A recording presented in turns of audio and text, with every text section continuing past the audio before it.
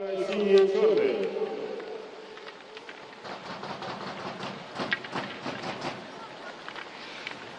Добрый вечер, уважаемые любители спорта. Телеканал «Юрган» продолжает серию прямых трансляций Суперлиги российского чемпионата по хоккею с мячом. Сегодня 7 ноября, день Октябрьской, или, как раньше говорили, Великой Октябрьской революции. Тех, кому эта дата по-прежнему дорога, с праздником. Светит той революции, что затеял в Сыктывкарском клубе Павел Франц. Дата матча очень даже символична. В столице Республики Коми сегодня весь день идет моросящий дождь, но, надеюсь, показать красивый хоккей командам эти неурядицы не помешает. Итак, матч номер 2 для Строителя. Соперник грозный, суровый уральский Трубник из Первоуральска. Приехавший к нам в хорошем настроении в стартовом матче Суперлиги в Первопрестольной. Напомню, Трубником бита московская «Динамо» 6-4, а значит, на положительный исход поединка уральцы вправе рассчитывать и сегодня. Согласен ли с этим Строитель? Давайте вместе и посмотрим. Меня зовут Максим Васильев. Рядом наш постоянный хоккейный эксперт, известный тренер Андрей Николаевич Панин. Здравствуйте. Добрый вечер. Дебют в Суперлиге у Строителей получился не самым выдающимся. 4-8 от Симляша. Но, как мы с вами отмечали в нашей прошлой трансляции, на это были объективные причины. Впрочем, если судить по второму тайму матча с Сипсельмашем, потенциал вполне себе неплохой, в первую очередь атакующий. Согласны? Да. Руководство Сыктывкар... Да, давайте послушаем гимны. И вернемся.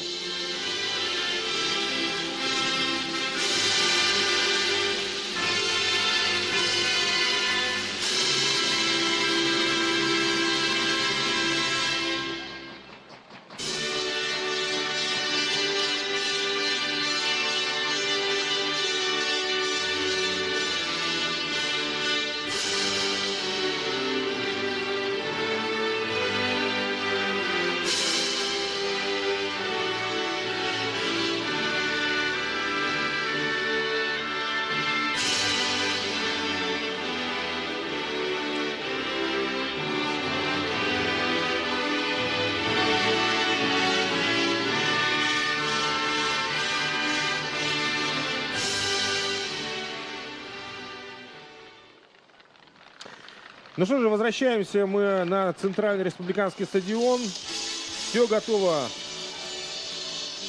к открытию матча. Руководство Сыктывкарского клуба сделало блестящий жест в сторону болельщиков. Вход на все домашние игры Строитель теперь будет абсолютно бесплатным, что еще раз доказывает, что сиюминутную прибыль никто, в общем-то, не преследует. Да, Андрей Николаевич? Да, и чтобы завлечь болельщиков на трибуны, чтобы они приходили и поддерживали. А мы сейчас нуждаемся, конечно, в большой поддержке трибун, болельщиков, чтобы их больше было на стадионе. Итак, переходим к составам играющих команд. Гости: фуфайки белые, бриджи красные. Уральский Трубник, Первоуральск. И здесь сразу же в составе есть существенные изменения по сравнению с московским матчем. Первый номер — голкипер Александр Марковкин. Сегодня на скамейке запасных. Он получил небольшие повреждения. Также нет Андрея Герасимова и Евгения Сысоева. Итак, по порядку. Вратарь Артем Прохоров, номер 20. Дальше защитники и полевые игроки. Андрей Орлов, 44 номер. Николай Коньков, 54. Григорий Липин, 24. Александр Воронковский, 89. 17 Максим Ширяев. 23 капитан команды Дмитрий Разуваев. 14-й Вячеслав Маркин, 78-й Михаил Красиков, 5-й Александр Усов, 12-й Петр Цыганенко. 8-й Дмитрий Черных, 15-й Дмитрий Фефилов, 21-й Роман Никитенко, 26-й Дмитрий Ширяев, 27-й Дмитрий Сидоров, 71-й Сергей Почкунов. Главный тренер Алексей Жеребков. Ну а теперь переходим к составу хозяев. Сыктывкарский Строитель, по традиции темно-синие фуфайки и черные бриджи. Сегодня в воротах у нас тоже изменения. 20-й номер Максим Шакиров. Номер 3 Иван Кораблин. Звучит стартовый свисток, а я продолжу перечислять играющих сегодня хоккеистов. 23-й Максим Зубарев, 29-й Александр Ваюшин, 37-й Евгений Люхин, 44-й Максим Немцев, 71-й Антон Опенлендер, 77-й капитан команды Сергей Шибонкин, 83-й Сергей Филатов, 93-й Денис Садаков. 90-й вратарь Денис Гутаренко, номер 5 Роман Бояринцев, 7-й Никита Агафонов, 9-й Владимир Власюк, 10-й Михаил Селедков, 12-й Ренат Зиганшин, 21-й Сергей Елфимов, 70-й Максим Медведь, главный тренер Павел Франц. Ну и, конечно же, нужно объявить судейскую бригаду. Главный судья Сергей Горбачев из Балашихи, ему помогают Алексей Хлебников из Ульяновска и Денис Пронин из Кемерово. Инспектор матча Сергей Антипушин, Красногорск. А далее сыктывкарцы мяч.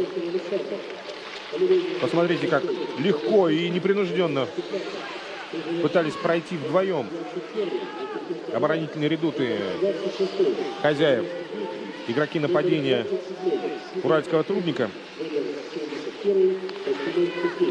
Андрей Николаевич, сейчас нужно не дать разбежаться игрокам соперника и, наверное, подержать мяч, да?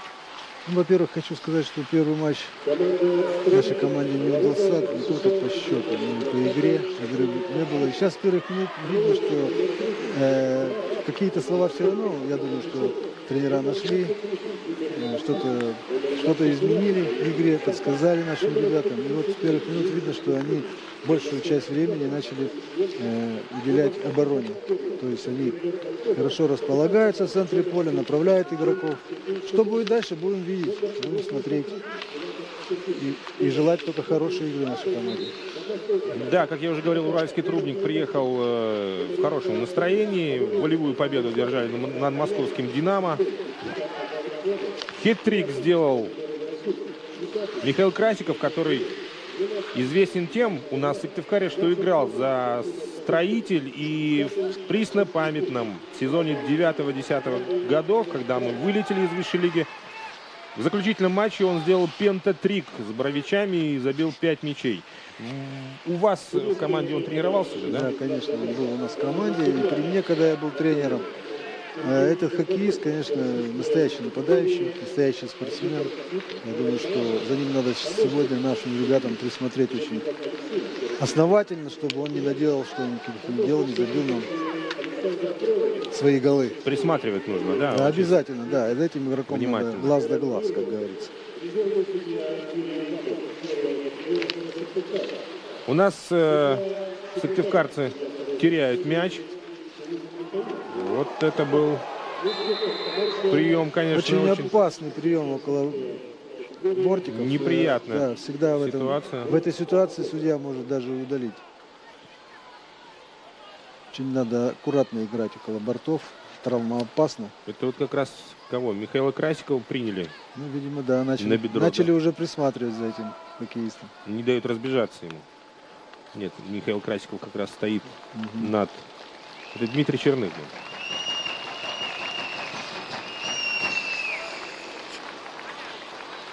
Штрафной удар.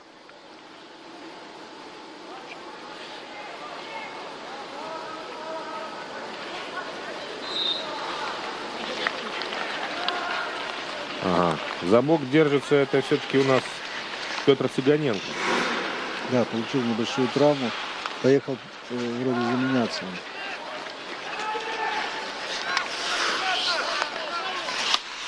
Жестко начали игру наши ребята в обороне. И вот такой момент получился около борта. Так и хочешь сказать, что все правильно, но хоккей с мячом, конечно, надо быть осторожным. Нужно быть жестким, но не грубым. Да, в пределах правил надо все делать. Начинает атаку сыктывкарская команда.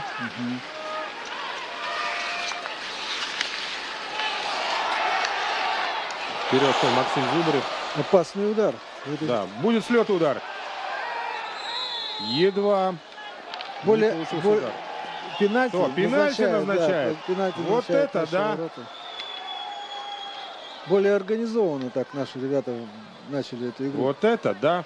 Чем с Сельмашем. Вот, пожалуйста, первый Какая момент. приятная неожиданность на первых же секундах матча.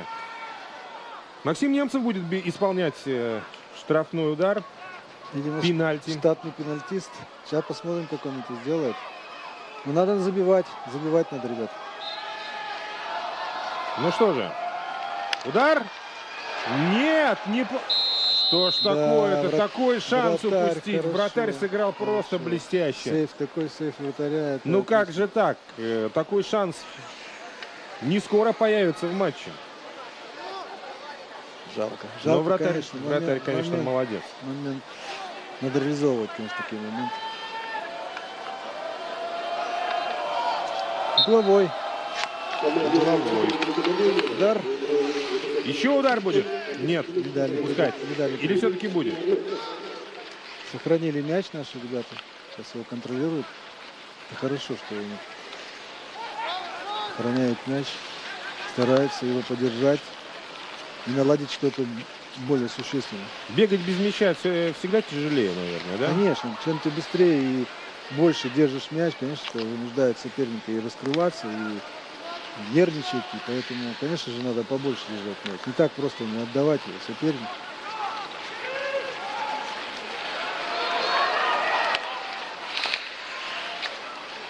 Освоились сыктывкарцы на чужой половине поля и все чаще уже приближаются к воротам Артема Прохорова. Появляются моменты, появляются. Да, и это приятная неожиданность по сравнению с первым матчем. Видимо, все-таки дошли слова тренера до игроков. И рисунок игры, ну, совершенно другой. Ну, команда «Уральский трубник» очень опытная команда. Она присматривается. Первые 15 минут всегда такая игра. Я говорю, что нужно... Дают возможность поиграть, да? Да. Вот они дают возможность раскрыться нашим ребятам и потом где-то что-то организовать, какую-то контратаку. Как это было в первой игре. Посмотрим, может, у наших лучше получится игра в обороне.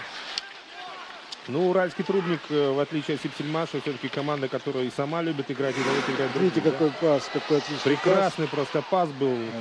Через двух игроков прошел. Не удержался на коньках игрок, и момент не получился. Момент был, конечно... Погода тяжелая. Очень тяжелая, да. За первые 10 минут ребята... Видно, что дождь идет, не прекращающийся.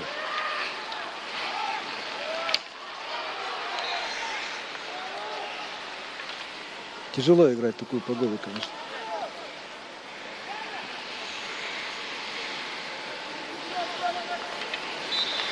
Да, пока 0-0.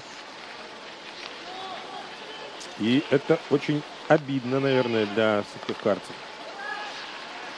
Да, то, что не забили пенальти, это очень обидно. Это 100% вариант такой.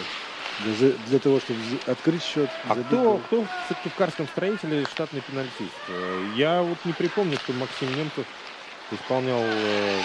Ну, видимо, на предсезонных сборах, на каких-то, на Кубке России он забивал, поэтому ему и доверили. Может, где-то на тренировках где-то все нарабатываются эти все моменты, кто бьет, кто становится штатным пенальтистом. Естественно, что еще есть ряд игроков, которые могут подойти и исполнить. Ну, исполнитель стандартов у нас Сергей Шибонкин же обычно. Именно он подает угловые, штрафные. И почему в этот раз бил не он? Ну, наверное, опять же, волнение какое-то. Я так думаю, что это тренерский. Он так уверенно подошел пробивать, что ясно было, что уже на предыгровой установке было решено, что бить будет именно 44-й номер. Видим на трибунах все наших болельщиков заядлых, которые уже не первый год ходят. Ветераны, да? Да, ходят и поддерживают нашу команду. Молодцы. Не пропускают ни одного матча. Тем более, конечно, сейчас, когда команда играет в Суперлиге, они вообще не пропустят ни одного матча. Ну так и мы призываем приходить все больше болельщиков. Вход бесплатный. Пожалуйста, приходите и наслаждайтесь игрой лучших команд России. Все-таки хоккей с мячом — это наш национальный вид спорта. Он намного смотрится лучше, когда ты на стадионе, чем, значит, по телевидению. Это, конечно, такое субъективное мнение, но я бы его лучше посмотрел с трибуны. Ну, вам, как тренеру, наверное, еще интереснее. Конечно.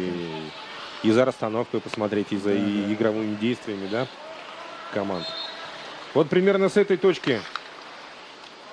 Забили. В прошлый раз, забили нам неожиданный гол. Проанализировали все эти моменты, поэтому более, значит, где-то... Мяч прошел мимо ворот.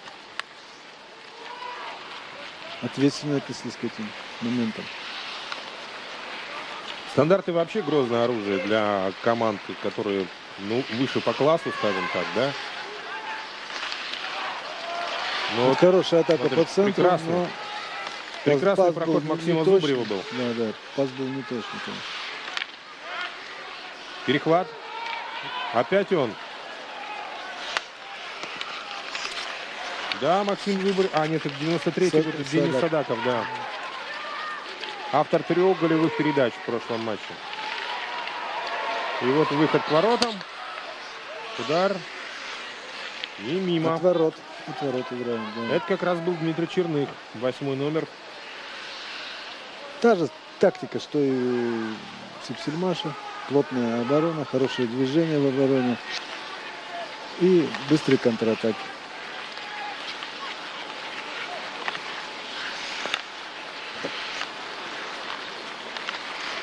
Откуда нужно начинать атаки, чтобы они были результативными? Вот если с центра поля начинать,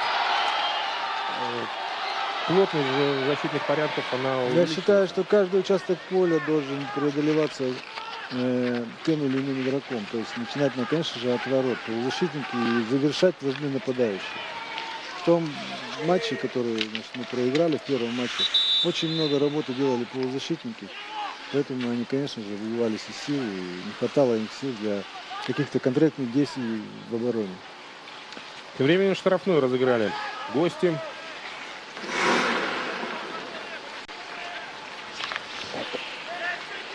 Александр Воронковский был на ваших экранах. Сейчас Николай Коньков.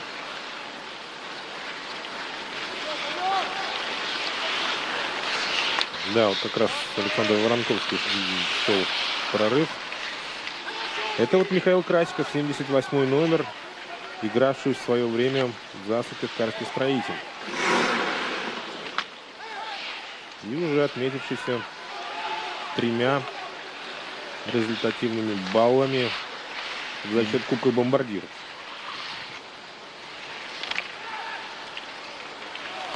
За время нашей с вами прошлой трансляции состоялось несколько матчей, которые я могу сейчас назвать. Хабаровский СКА «Нефтяник» выиграл в Нижнем Новгороде у старта 5-4. Тут примечательно, что один из голов у хозяев забил игравший воспитанник Сыктывкарской школы хоккея Максим Пахомов. Упорный получился матч. Да, а Кировская Родина, наши ближайшие соседи, проиграли Байкалу Энергии из Иркутска 2-4. И сегодня наш первый соперник Сипсельмаш получил разгром в Москве. Динамовцы выиграли 7-2. Что самое интересное, что к 7-й минуте, к 8-й минуте счет был 4-0 в пользу Динамо. То есть, конечно же, тяжело было в Новосибирске, видимо. Играть в тепличных условиях. Да, может быть, сказался переход с естественных на искусственных. Да. Закрытое помещение. Тяжело, конечно, им было. Говорят же, что не могут продышаться игроки на искусственном. Да, также и тяжело и Динамо в Москве будет, который будет выезжать, вот, допустим, куда-то. Совсем другая игра, совсем другое чувство мяча, катания на коньках. Поэтому все будут в равных условиях. Пытаются, да, наши что-то создать. Вот сейчас хороший момент был, если бы пас проходил, выскакивали втроем на вратаря и защитника игроки сыктывкарской команды. Не рискуют, отдают лучше ближе. Да, осторожничают обе команды. Не расстаются просто так с мячом. Сергей Шибонкин дальним ударом пытался найти нападающих. Но перехват, и уральские трубники начинают свою атаку. Будет удар практически с центра поля, из центрального радиуса.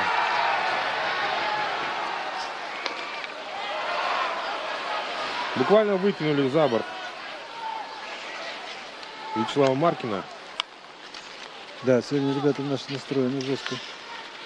В обороне играют.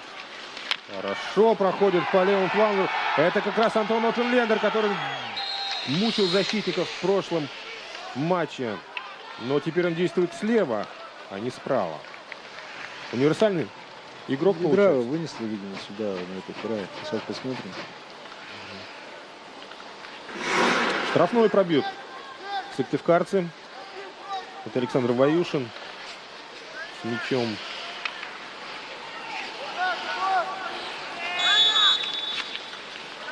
Возвращает мяч назад. И снова заставляет гостей наши бегать без мяча. Тратить силы, прессинговать.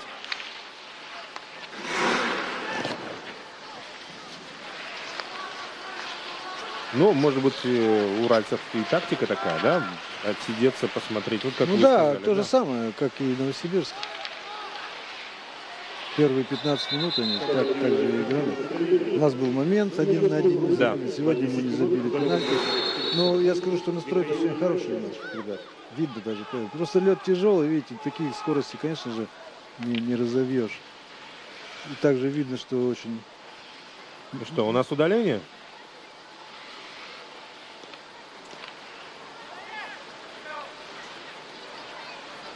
Уральского трубника удаления. Да. 10 минут 10 минут. задержку. За задержку 10 минут удален Михаил Красиков. Красиков Михаил. Это вот как, наверное, издержки атакующей игры. Приходится Ну да. вступать в прессинг ему, нападающим. Он да. сразу вступил в борьбу И и, фалить. нарушил правила. Современные нападающие не ждут передач. Они сами участвуют в отборе. Да, конечно, они начинают первыми. Первыми начинают отбор, и поэтому вот, видимо, неправильно выбрал позицию и пришлось фалить. Антон Опенлендер мячом. Сегодня его вроде бы, да, где-то он где-то в центре играет, получается. Будет удар. И мяч летит. Такие опытные игроки, Мимо естественно, ворот. они больше держат мяч, чем другие. Поэтому он сегодня тоже будет, очень много работы на нем будет.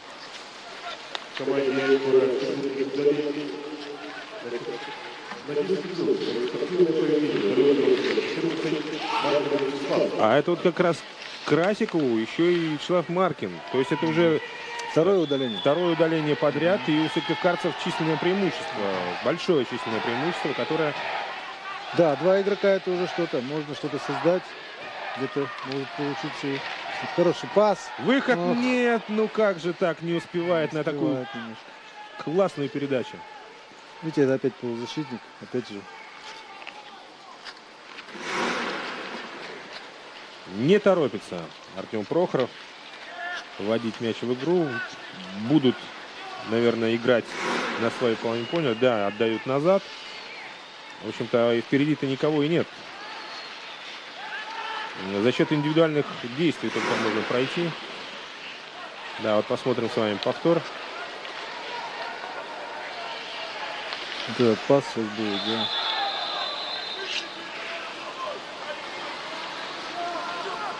Да, вот он был пас. Но он не... А, нет. Может быть, это как раз нарушение правил, которое привело к пенальти. Сыграл рукой игрок, наверное.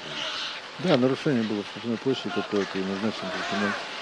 Я вам скажу, что уральский трубник первые минуты такого-то ничего у них тоже хорошего-то и нет. Можно играть с этой командой и добиваться результата. Поэтому нашим ребятам надо, конечно, добавлять с каждой минутой. Да, и атаковать шире, Потом наверное. опять Да, с мячом. нужно через подключение бортовых. Пошире, да, как мы говорили. Да, вот.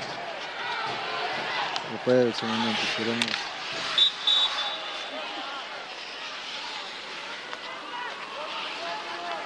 В центре очень много в центре играем. Крайних-то нападающих очень мало. Моментов у них.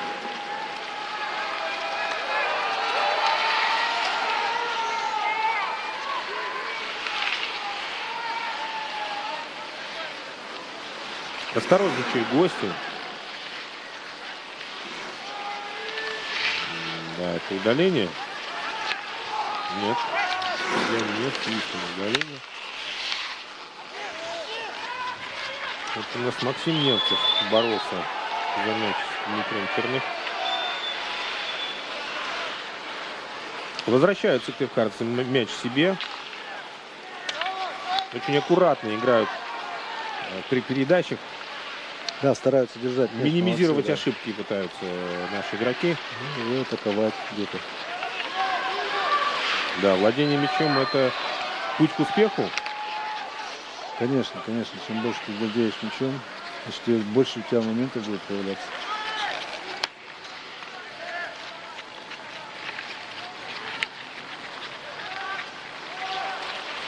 Мячом Дмитрий Сидоров. Вот и скамейка запасных в деле. Будет ли выход к воротам? Ну! Разобрался голкипер гостей здесь. Хороший момент был. Выставил ногу и ловушку и не дал протолкнуть мяч нашим нападающим.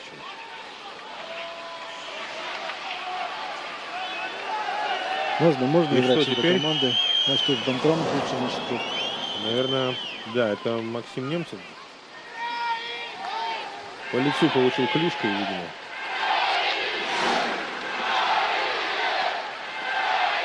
Слышите, да, поддержку трибун. Но болельщики тоже понимают, что сегодня появляются моменты, появляется какая-то игра, поэтому им тоже веселей на трибуне становится. Совершенно другой хоккей мы с вами наблюдаем. Все-таки как-то робко прошлый матч начинал Строителя. Сегодня команду не узнать. По-моему, в первом тайме матча с Сипсельмашем мы даже ни одного удара в створ в первой половине не нанесли. А вот это уже грубая игра. Грубая игра. Будет ли удаление? Ну, штрафной точно будет. Зубарева. Да, Зубарева снесли.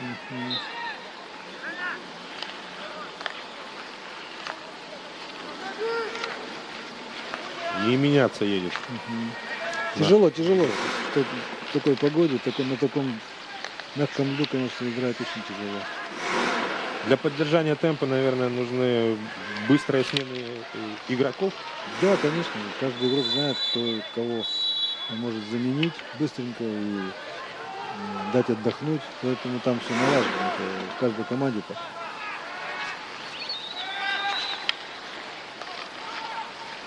Продолжают сыктывкарцы владеть мячом. Правда, пока не получают дивидендов. И вот проход едва не получился. По-прежнему 0-0. Счет не открыт, а мы уже приближаемся к середине первого тайма.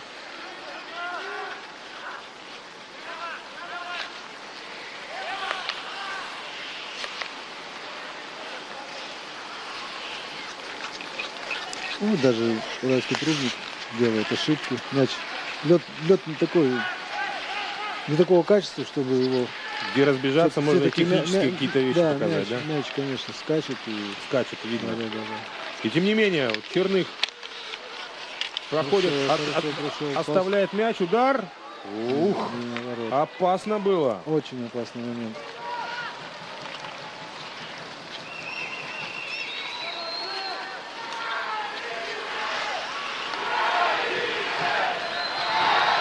Но мяч прошел мимо. И снова сыктывкарцы начинают атаку. Александр Ваюшин был на наших экранах с мячом. Вся команда уже на своей половине поля. Уральского трубника. Видите, как Вот, посмотрите, технично проходит. Лихачев. Да, нет, это 9-й номер Владимир Власюк. Вот и нападение, наконец, заработало у сыктывкарцев. Вот мы видим на дальнем плане и Михаила Селедкова, от которого мы ждем многого в этом сезоне. Да, этот хоккеист может забить, поэтому будем от него ждать голов, забитых мячей побольше.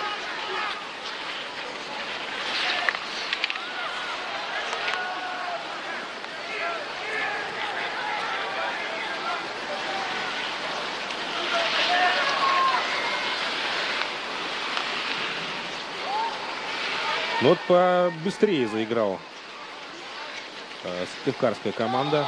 Антон Опенлендер. Да, такие кружева накручивают сыктывкарцы. Это Зубарев с мячом.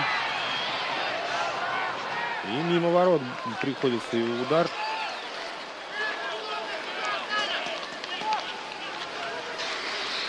Да, Но это уже что-то, уже вселяет оптимизм игра. уже давление на ворота. Полтайма Артема сыграно. Прохорова идет. Хорошо, конечно, они, ребята, настроены. А вот здесь коробочку взяли Александра Воронковского. Удачи наверное, пожелать, конечно, нашим ребятам. Чтобы... У нас Роман Бояринцев появился на площадке, который не играл в прошлом матче.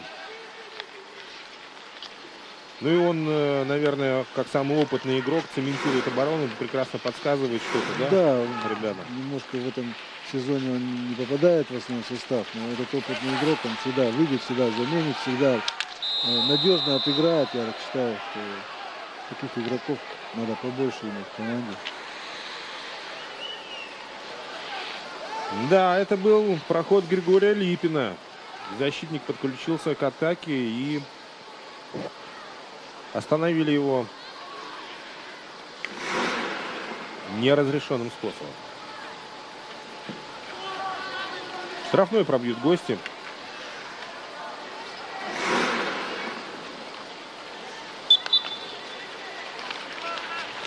Слишком разогнался, наверное, игрок. Это Артем Лихачев не успел и пришлось фалить вот здесь уже защитник. Хотя ничего опасного здесь не было, все-таки уходил уже. Команда «Уральский трубник» играет в полном составе. Вот уже в полном составе команды. Да, команда. Потому что мысль уходил уже от нашего нападающего, случайно плечом задел.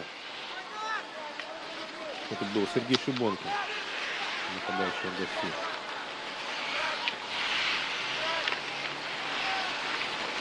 А вот здесь уже конкретно нарушение. Да, это будет удаление.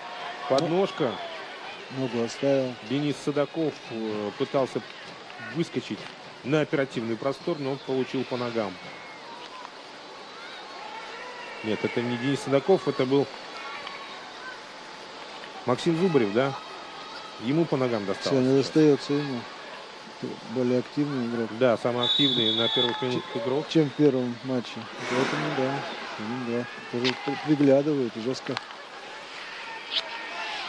И на дальнем плане разминается наш вратарь Максим Шакиров. Не так много у него работы, как было у Дениса. Команде «Уральский трубник» удаление на 10 минут. За подножку удален игрок номер 23 Дмитрий Разуваев.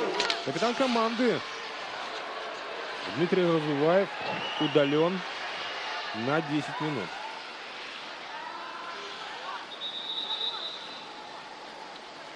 Имеет ли значение при игре 11 на 11 удаление игрока вот в русском хоккее?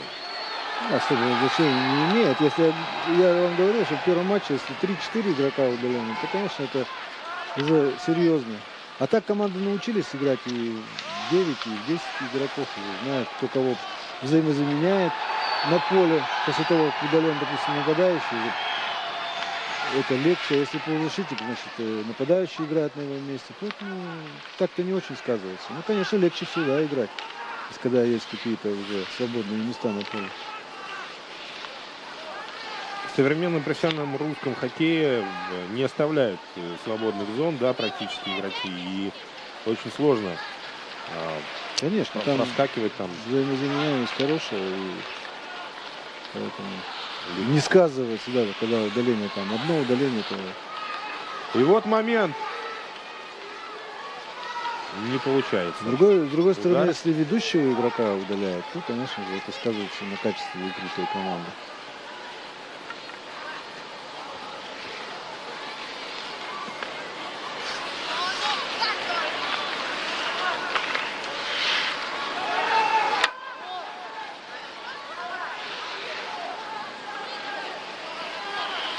Шестой номер уходит с площадки. Это у нас Дмитрий Ширяев.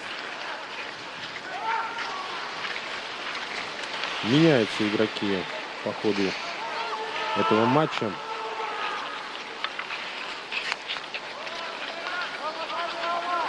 И пытаются что-то показать в атаке, но кроме дальних забросов не получается у гостей практически ничего. Что мы видели? Только удар опасный мимо ворот рядом со штангой, который прошел, и, наверное, все. Ну, выиграв, они в Москве выиграли, взяли 3 очка. Вот.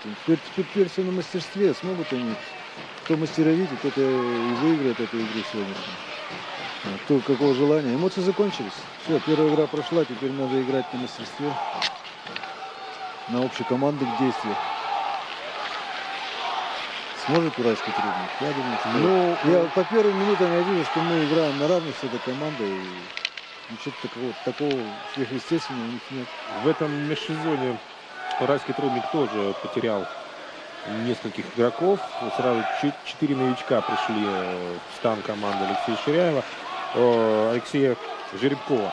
И один из них это как раз Михаил Красиков, которого забрали у БК «Энергии». То есть, наверное, ему тоже нужна была своеобразная перезагрузка. И вот мы, как мы видим, у него стало лучше получаться. Нет, такие игроки, как Красиков, они найдут себе в любой команде, потому что это игрок. Если хорошая полузащита у команды, сюда его дадут ему пас, выведут его. А забить он может. Наконечник копья острый. Конечно, он умеет забивать, поэтому он в любой команде пригодится. Он во многих командах играл и никогда не оставался без гола, без мяча. Да, забитого. и в том сезоне, о котором я уже говорил, он забил 17 мячей за Сыктывкарский Строитель. Наш Максим Пахомов тоже много команд поменял. Каких бы командах он ни играл, он всегда забивает. Или отдает, или забивает. Да. Поэтому это же такие мастеровитые, хорошие нападающие, которые, еще раз повторяю, в любой команде подойдут.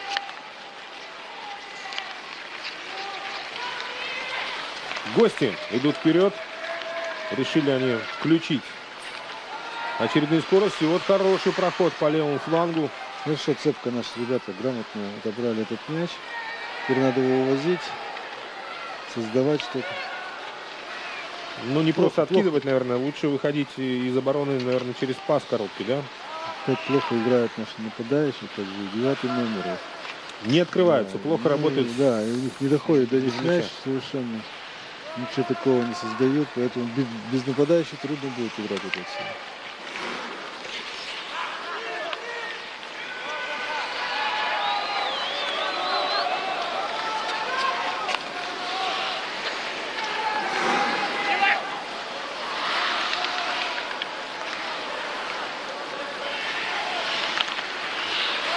И вот едва не обокрал нашего защитника.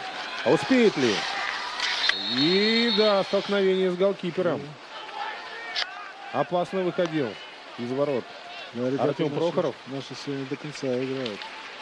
Идут на столкновение, но молодцы, настроены серьезно. А как еще? Правильно? Будет ли? Вернуть болельщиков. Нет. Угловой удар, наши ворота.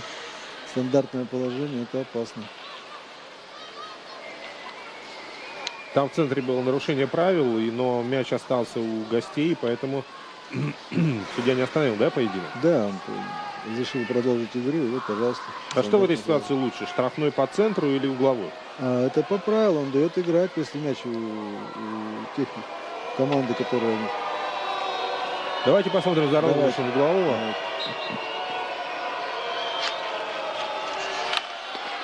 Хорош! Голкипер. Молодец, Шакиров. Максим Шакиров молодец. На себя принял хлесткий щелчок. Команде «Строитель» удаление на 10 минут. За подножку удален игрок номер 83 Сергей Филатов. А вот Сергей Филатов удален в составе Сыктывкарского Строителя. И тут же появились опасные моменты у ворот сыктывкарцев. Что поняли и хоккеисты уральского трудника, что-то немножко они, осмелели, воспряли, осмелели, начали двигаться. Вот их надо вот поймать. Вот такие быстрые выходы нам нужны. Поймать их на контратаке. Побыстрее надо все делать. Вот медленно. Два конька встал, стал обыгрывать игрока. Бежать надо. Бежать. Было ли нарушение? Ну, да, здесь свободный удар. Свободный удар разыграют сыктывкарцы. Сразу на правый фланг, но куда-то в недодачу получился мяч. Плохая передача, да, очень плохая. Не дождался. Да и нападающий игрока. плохо открылся. Защищается сыктывкарцев, и Леухин, и Лихачев встречают нападающего вдвоем. Вот они, те самые игровые связки, да, когда нужна взаимная подстраховка. Да. Вот сейчас вот, Подыгрыш. допустим, вот был с мячом игрок, он сейчас встанет на пинка, начнет обыгрывать. Вот, видите, не смог обыграть. А мяч из-за льда не катится, Да. а скачет, поэтому неудобно получается. Да? Лед не получился сегодня, конечно. Качество льда желает лучше. Ну, все-таки это Сыктывкар здесь. Да это В еще это хорошо. время тепло. Нет, это хорошо, что в такую погоду, что у нас такой лед. Да, конечно. Целый день конечно. шел дождь. Это же не снег, правильно? Это дождь, который мог растопить этот. Нельзя сказать, что лед прям ужасный. Нет, он Ну, замечательный. поработали наши рабочие, молодцы. Замечательный Хорошо лед, делают, да. катаются без остановки и нет никаких. Не, он, знаете, он таких- не такой, но он немножко мелковат, наверное, скорее всего, потому что видно это даже по движению хоккеистов.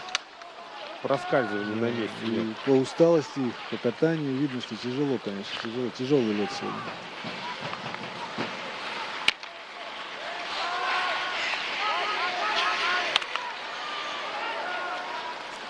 Выносит куда подальше игрок сыктывкарской команды мяч. И приходится возвращаться гостям за... Кстати, он Команда малиновый или оранжевый? в составе У нас же сейчас середины. новые цвета, да? Оранжевый мяч. Потому что на многих турнирах играют малиновым мячом.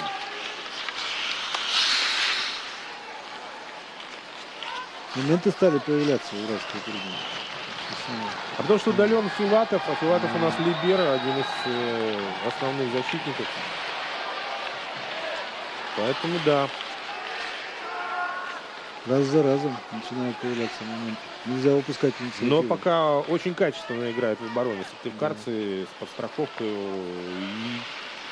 Хорошим настроем, можно сказать, да. Да.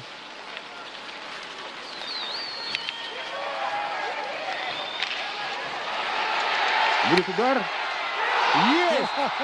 Хороший Вот он удар, гол. А вот он гол. Ждали, получите. Ну вот ведь первая игра, когда мы открыли счет. Прекрасно. Хороший удар получился. А это Зубарев, видимо, пробил. Зубарев. Да, видимо, Зубарев. Потому что Самый его активный игрок. поздравляют его, Самый да. активный игрок первой половины встречи. Заслужил этот гол своей активностью. И что же, 1-0 впереди сыктывкарский строитель. Вот этого, наверное, гости точно не ожидали. Но тем интереснее будет посмотреть, что будет дальше. Молодцы сыктывкарцы. Совершенно по-другому играют сегодня. С большим желанием, с огоньком.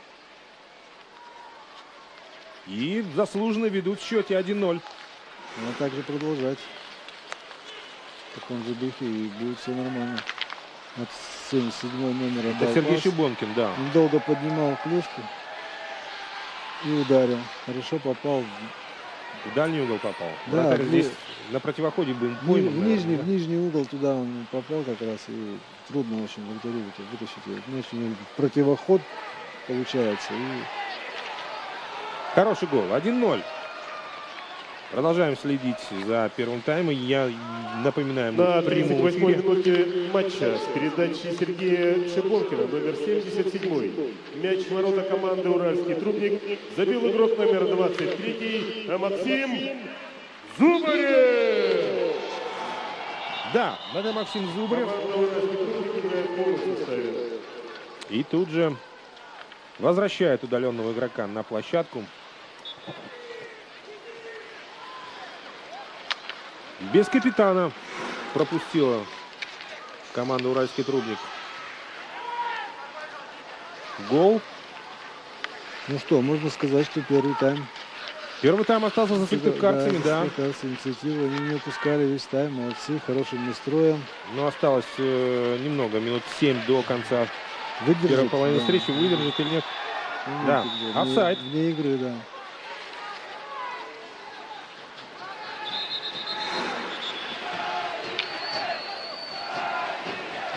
Тут же оживились трибуны.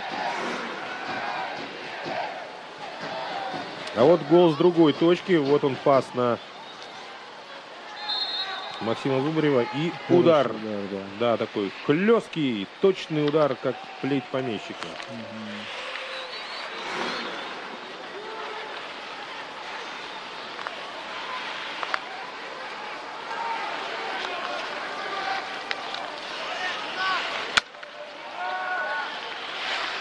И по первым минутам, по первому тайму, ну, пока не видно, за счет чего собираются прибавить. Хотя, может быть, усыпляют бдительность.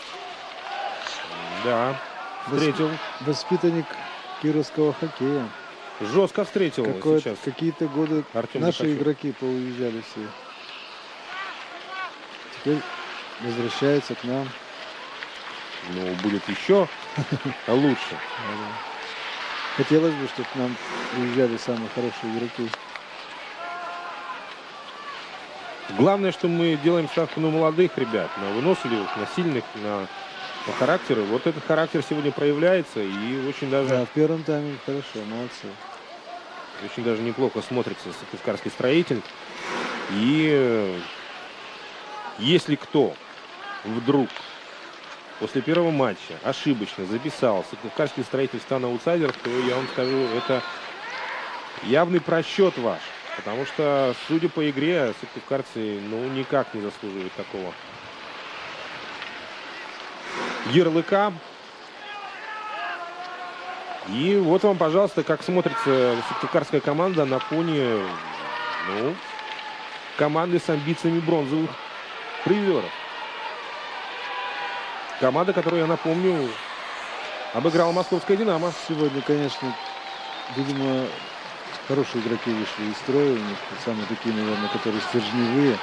Поэтому тут ничего сегодня нет. Это игра, естественно, что Ну, не может сегодня... же команда зависеть Да. от одного игрока, Не, ну, там, Герасимов, два Сысоев, игрока, да. Сычев и Герасимов, может быть, все может быть, но они сегодня еще и не очень хорошо выглядят. Сысоев. Да, Сысоев. Вот, поэтому с ними можно сегодня играть, и если так же продолжать хотя бы, то я думаю, что успех будет на нашей стороне. Не расслабляться, не пропускать контратаки. А эти тоже парни могут, если дать им возможность... В любой момент, забить, да, могут взорваться. Могут забить, конечно.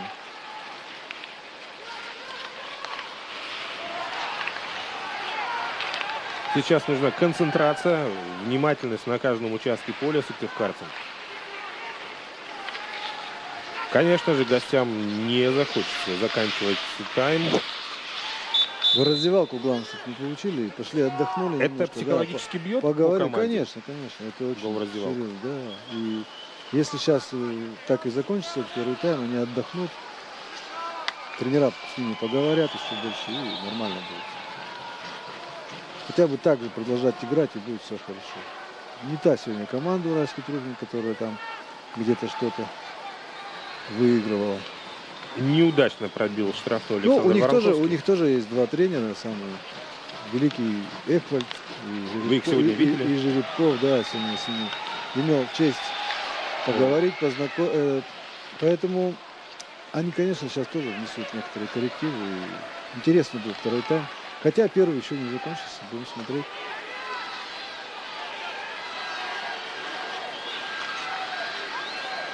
Борьба у борта. Ну,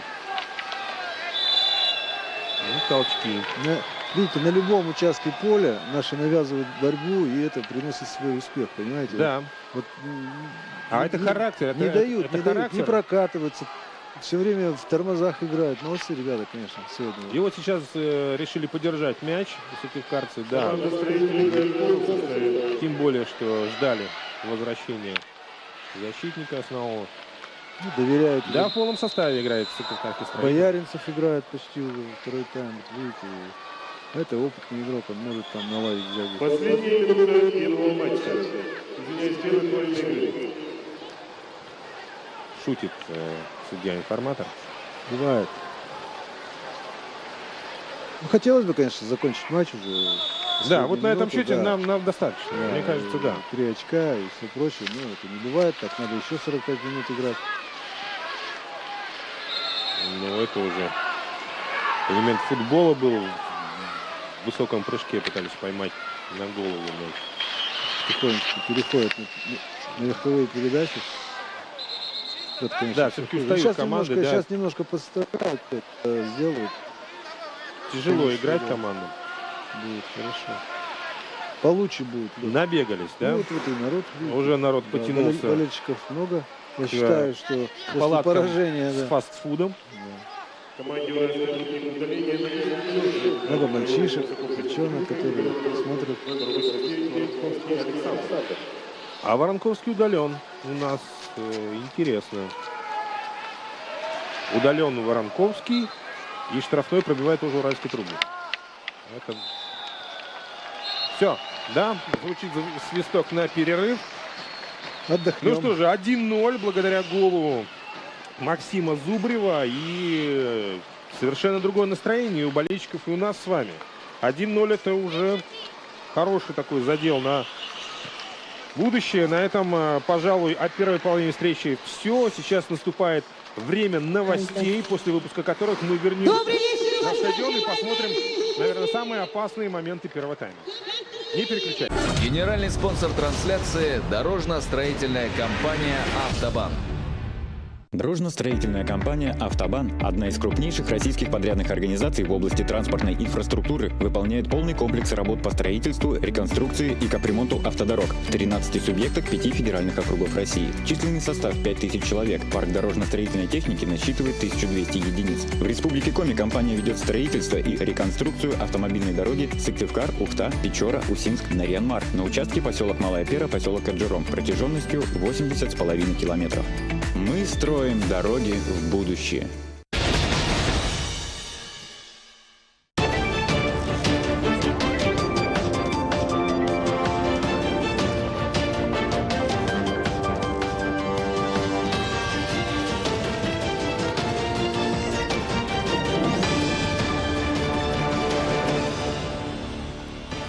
Добрый вечер. Вы смотрите «Время новостей». В эфире Юргана, в студии Любовь Филиппова. Ударский район успешно справился с программой переселения из ветхого и аварийного жилья. Качество многоквартирного дома, реконструированного в Усогорске, оценил глава Коми в ходе рабочей поездки. Новые квадратные метры уже обживают жители Солнечного, и Джит-Яга, и Кослана. В программе губернаторского визита также значился многофункциональный социокультурный центр. Первоначально его планировали сдать 4 ноября, но решили не спешить. Александра Головина знает почему. Современный тепловой узел, счетчики учета водоснабжения и даже противопожарное оборудование, шумоизоляция, энергосбережение. Этот 78-квартирный дом обустроен по последним стандартам. Во дворе детская площадка. Сейчас верится с трудом, но возвели объект всего за 8 месяцев. Правда, не с нуля. 23 года он простоял без движения. Когда, говорится, его разбирали по кирпичикам. Но по поручению главы республики в прошлом году, мы с ним разговаривали на эту тему, он дал поручение провести обследование, провести реконструкцию этого дома. Мы выполнили поручение. Соответственно, дом сегодня получился, как я его называю для себя, это «Белый лебедь». Неплохой, красивый, уютный. Полсотни счастливчиков уже получили заветные ключи. Сюда заехали жители поселков Солнечный и Джит-Як, села Кослан. Таким образом, Ударский район успешно справился с программой переселения из ветхого и аварийного жилья. Строительство другого долгожданного объекта многофункционального социокультурного центра также подходит к концу. Здесь его ждали четверть века. Ударский район оказался чуть ли не единственным муниципалитетом в регионе, где в райцентре все это время не было своего дома культуры. Двухэтажное панельное здание рассчитано на 200 мест. Основные масштабные работы уже проделаны. Я скажу, что это благодаря нашего подрядчика. Конечно, условия строительства очень тяжелые были. Но, тем не менее, мы деньги в прошлом году успели освоить федеральные, могли вообще выпасть программу. Если бы мы в прошлом году не освоили деньги федеральные, то мы бы попали и под штраф, и выпали бы с программы. Единственное, что у нас на весну остается, это вот отсыпка щебнем уже сделана, расклинцовка сделана. Сейчас остается только уложить асфальт, но это уже весной. К работам подрядчик приступил в декабре прошлого года. Все это время шел с опережением графика, и сейчас на финишной прямой готовность 95%. Сдача объекта намечена на середину следующего месяца, а Новый год ударчане уже точно встретят в современном досуговом учреждении. Местные ждут открытия музыкальной школы и Дома народного творчества. Визит Сергея Гапликова в муниципалитет пришелся аккурат на День народного единства. Праздничный концерт по этому случаю в Усогорске начался со слов главы Коми. Он напомнил о подвиге, который в свое время совершили Минин и Пожарский. Ведь именно их патриотический порыв положил конец смутному времени. Праздник, который дает нам веру в то, что мы россияне, мы единый народ.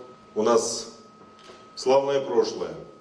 Мы имеем действительно сегодня серьезное будущее.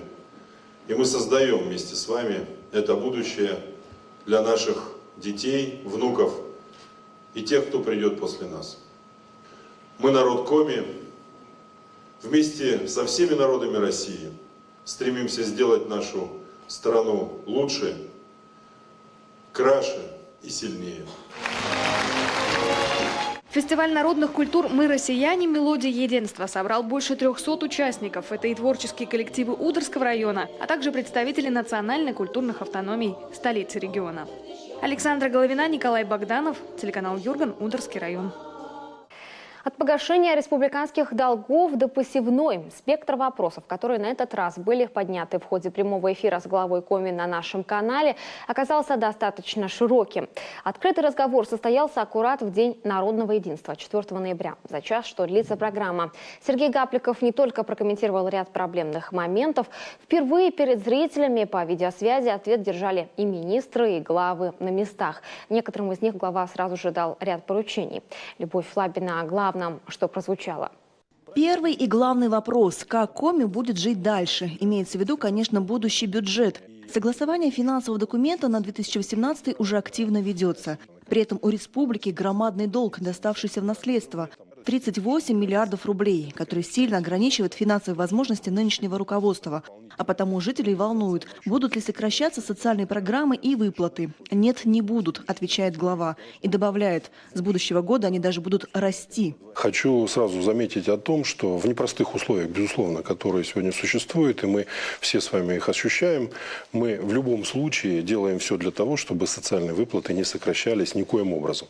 И понятно, что непростая ситуация, которая у меня была в момент, когда я приехал в республику и, конечно, возглавил республику, это, в общем, 38 миллиардов долгов, это 4 миллиарда ежегодного обслуживания. Они, конечно, изначально, на первоначальной оценке, немножко, так сказать, ставили определенных членов команды в тупик. А что делать и как дальше себя вести? Совокупный долг с учетом обслуживания 42 миллиарда рублей. Это практически 100% социального бюджета региона. Сравнение говорит само за себя. Впрочем, профессиональные действия нынешней команды позволили всего за 2 года существенно сократить дефицит казны в 10 раз. А к концу 2019 года прогнозируется даже профицит – 2 миллиарда рублей. Для региона это станет настоящим прорывом. Они действительно будут, но с учетом того, что все-таки накопленный долг, он достаточно большой, конечно, частично мы будем все-таки иметь возможность более оперативными темпами снижать эту задолженность. Тем самым высвобождая дополнительные деньги, которые в том числе пойдут, опять же, в дополнение тех наших задач, и это социальных программ и адресной инвестиционной программы. Дополнительные 2 миллиарда рублей – это как минимум 4 крупных школы, 5 бассейнов или даже десятки километров вновь созданных дорог. Что будет в приоритете в ближайшие годы, сейчас как раз активно обсуждается. Все госпрограммы были тщательно проанализированы и пересмотрены. Их защита проходит в Госсовете. Тем временем оценка действий республиканских властей была проведена и на федеральном уровне.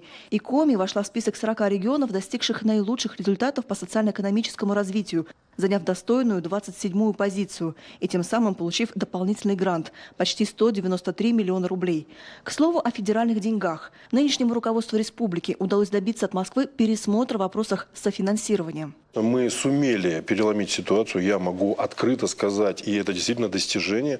Если в прошлые годы софинансирование таких направлений с федерального бюджета было всего лишь чуть больше 33-34%, то сегодня мы достигли с 2018 года софинансирования на уровне 70%. И, конечно, сегодня по 43-44 направлениям это в том числе наша работа. Как мы докажем, как мы представим аргументированное обоснование, что мы представим в конечном результате и какой будет эффект. К слову, в середине 2015 года таких направлений было всего 13. Сегодня же республика имеет дополнительные почти 1,5 миллиарда рублей из Федерации. А это значит больше возможностей, чтобы строить. Так, в ходе прямого эфира из уст главы звучит действительно радостная новость для жителей Усть-Куломского Помоздина. Новая школа здесь все-таки будет построена. Это давняя и застарелая проблема, которую до нынешних времен было невозможно решить. Продолжится и строительство дорог. Всего в 2018 будет построено и отремонтировано порядка 90 километров полотна, а еще 13 мостовых сооружений. При этом после реконструкции на год раньше запланированного срока республике удалось открыть важный участок дороги Сыктывкар-Нарьян-Мар от Малой Перы до Ирайоля. Он строился в рамках концессионного соглашения и изначально вызывал опасения. Обычно участки, построенные таким образом, являются платными для водителей. Но республика стала первым регионом России, который при этом механизме все же оставила движение бесплатным. И этот опыт высоко оценили федеральные власти. Здесь тоже были и сомнения, здесь тоже были опасения. И, конечно, могу сказать, что никто не собирался отменять то, может быть, решение, которое, может быть, было когда-то принято.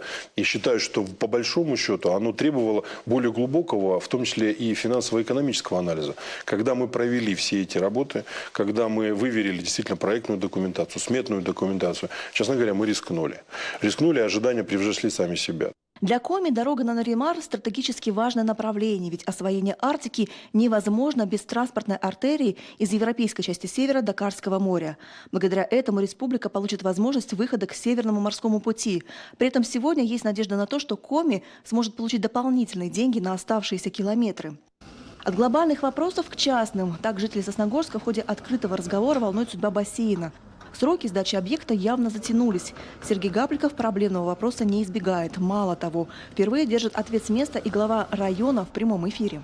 Небольшое отставание, конечно, по объекту имеется. 24 октября заказчик провел совещание с подрядчиком и потребовал в жесткой форме уплотнить график, максимально увеличить количество сотрудников. Но что касается руководства района, у меня рабочий день начинается с этого объекта. Ежедневно. Значит, максимально решить вопрос с ускорением и наверстыванием графика, но это не должно ни в коем случае отразиться на качестве работ. Этот объект, как и все остальные, подобные на личном контроле главы. Мало того, по его признанию, на всех глобальных стройках ведется постоянный наружный контроль по веб-камерам, а потому губернатор может в любой момент лично отследить ход строительства. Так обстоит дело и со заведением школы в Сыктывкаре. Подрядчик здесь не выполнил свои обязательства. Санкции в его отношении уже применены. С последними оперативными новостями вновь по скайпу перед республикой отчитывается вице-премьер Константин Лазарев. Он отмечает, к 15 декабря тепловой контур здания будет закрыт. Объект будет введен в эксплуатацию к новому учебному 2018 году. Не избегает губернатор и комментирования слухов. Вопрос тоже из социальной сети ВКонтакте, не могу его не задать. Сергей Анатольевич, ходят слухи, что вы покинете Республику Коми. Это так? Вот хотел бы, слушайте, иронично ответить на этот вопрос. Да, небезызвестное произведение «Собачье сердце», известный персонаж, профессор Преображенский всегда говорил: упаси вас Господь до обеда читать советские газеты. Вот не верьте слухам. У меня есть обязательства, у меня есть четкая программа, план, много предстоит сделать, и то, что мне доверили избиратели, я должен выполнить. А после снова вопросы от жителей. Жители Сысольского района радеют за сельское хозяйство. Год выдался не сильно урожайным. Интинцы переживают за свою шахту. Ее будущее сегодня в руках федеральных властей. В Москве это понимают и готовы из резервного фонда выделить 1 200 000 000 рублей на возобновление стабильной работы угольного предприятия. Все это итог активного лоббирования интересов республики в центре. Помощь от Москвы Коми ждет и в вопросе преображения аэропортового комплекса Ухты. Это и еще один вопрос, который задают во время эфира жители «Жемчужины Севера». Я обращался с этим вопросом и председателю правительства России Дмитрию Анатольевичу Медведеву. Есть прямое поручение Министерству транспорта России, рассмотреть этот вопрос, принять необходимые меры и оставить, и в новую программу включить соответствующие софинансирование. Это программа развития транспортной системы России, я правильно понимаю? То есть есть перспективы, что мы туда войдем? Она серьезная, и там, в общем-то, есть деньги. Сейчас параметры самой программы пересматриваются на федеральном уровне, есть соответствующие уже предпосылки. Мы работаем с министерством. Более того, я докладывал об этой ситуации как о крайне необходимой логистической зоне и ее обслуживании на Арктической комиссии. Параллельно власти Коми прорабатывают вопрос и с партнером «Газпромом». Ожидается подписание дополнительного соглашения и выделение средств на капитальный ремонт взлетно-посадочной полосы. После проведения работ она сможет принимать в том числе и крупнофюзеляжные самолеты с низкой посадкой двигателя. Решается вопрос и по обеспечению детей инсулином. О перебоях в голове также сообщили ухтинцы. Он отметил, выводы были сделаны, приняты в работу, и теперь в Коми начинает действовать информационная система, которая позволит оперативно учитывать все потребности в лекарствах. А во всех ЦРБ будет сформирован резервный запас медикаментов. Любовь Лапина, телеканал «Юрган». Современная культура жизни. Именно эта концепция лежит в основе нового проекта строительной компании «СКАТ». Презентацию жилого комплекса «Луч» компания представила потенциальным новоселам в минувшее воскресенье. В чем уникальность проекта, расскажет Светлана Некрасова. Жилой комплекс бизнес-класса со встроенным паркингом и безопасным двором, просторной игровой и прогулочной зоной уже строится на месте бывшего кинотеатра «Луч». Историческое место обретет вторую жизнь, а городские жители – уютный дом в единстве с природой. Особенность проекта – его интеграция в природный ландшафт. Из окон значительной части квартир можно будет наблюдать бескрайнюю тайгу, волшебные рассветы над рекой Вычегдой. Семейное кафе, магазин, аптека и, внимание, новая горнолыжная школа от Северной Олимпии. Все это будет в жилом комплексе. Рядом современный горнолыжный спуск. В самом доме новейшие технологии. Ему присвоен наивысший класс энергоэффективности. Телевидение в HD-качестве, проведен интернет, и все показания счетчика будут сразу передаваться в управляющую компанию. Посетителям предложили надеть очки виртуальной реальности и побывать внутри жилого комплекса. Новый сервис теперь доступен в офисах продаж компании «Скат». Завершилась презентация розыгрышем призов. Участники признались, с удовольствием поселились бы в новом жилом комплексе «Луч». Продажи уже начались. Посмотреть планировки и бесплатно забронировать квартиру можно на сайте spetskat.ru. Это все, что успеваем рассказать вам к этому часу. Этот и другие выпуски смотрите также на сайте телеканала Jurgan.rf или посредством функции управления просмотром IP-телевидения Ростелекома. Я с вами и прощаюсь. Увидимся в 21:30.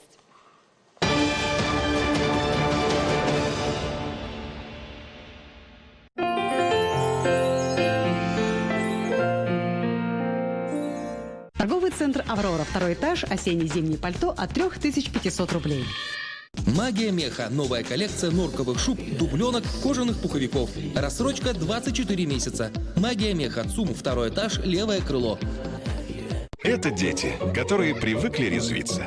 А это Еврочехол, который снова на ваш диван идеально садится. Еврочехол. Сыктывкар, ТРЦ «Рублик», 2-й этаж.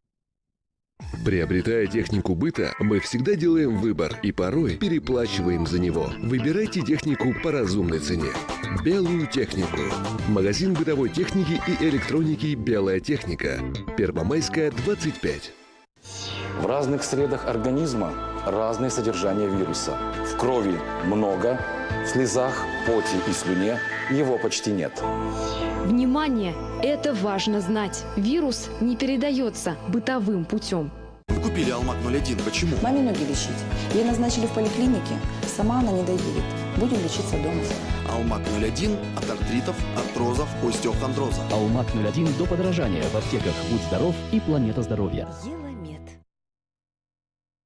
Зимний стиль. Покупай Вятская. Поступление новой коллекции шуб из меха, норки и сурка. Цвета от розового до черного. От 48 тысяч рублей. А также дубленки и куртки из эко-кожи с отделкой из натурального меха. Пуховики, пальто, обувь из натуральной кожи и замши кировских производителей. Головные уборы от вязаных до меховых. Беспроцентная рассрочка платежа. Город Сыктывкар, торговый центр «Звездный», 3-й этаж. Эжва, торговый центр «Меркурий», правый цоколь. Город Ухта, торговый центр «Ярмарка», 2-й уровень.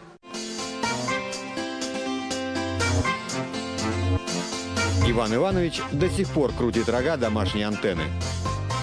А вот Иван Петрович смотрит Юрган в HD. А все благодаря тому, что подключился к Ростелекому. Иван Петрович на себе прочувствовал. К хорошему привыкаешь быстро. Юрган высокой четкости для абонентов Ростелекома. Привыкайте к хорошему.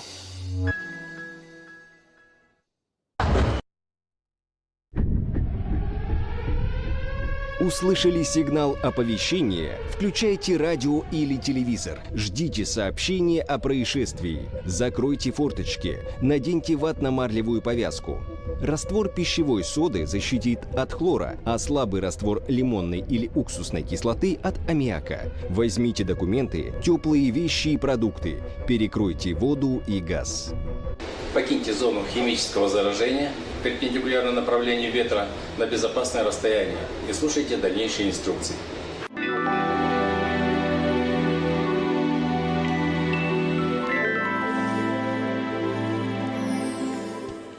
Добрый вечер. Спонсор выпуска «Банк Восточный» приглашает за кредитом на индивидуальных условиях. Не упустите привлекательную возможность. Синоптики сообщают, завтра, 8 ноября, начиная с крайних северных районов, температура воздуха будет понижаться. Выпадет снег, усилится ветер. По традиции начну с Заполярья. В Воркуте круглые сутки -6, -8. В Инте ночью и днем температура сохранится в пределах 2-4 градусов ниже 0. В Усенске ночью и днем будет -1, -3. В Печоре еще теплее. Там ночные и дневные часы от 0 до -2. В Уссыльне -1, -3 ночью, а днем около 0. В центральных районах погода ожидается сырой, но теплой. В Уктыле температура в течение суток от 0 до -2. В Ухте ночью до -3, днем до +1. В Кослане в ночные часы около 0, в дневные +3. В южных районах завтра облачно, пройдут осадки в виде мокрого снега. В Троицко-Печорске ночью и днем около 0. В Усть-Кулове -1 ночью, +3 днем. Такая же температура ожидает жителей Объятчева и Сыктывкара. Ночью на термометрах -1, а днем +3. И о погоде все. Приятного вам вечера.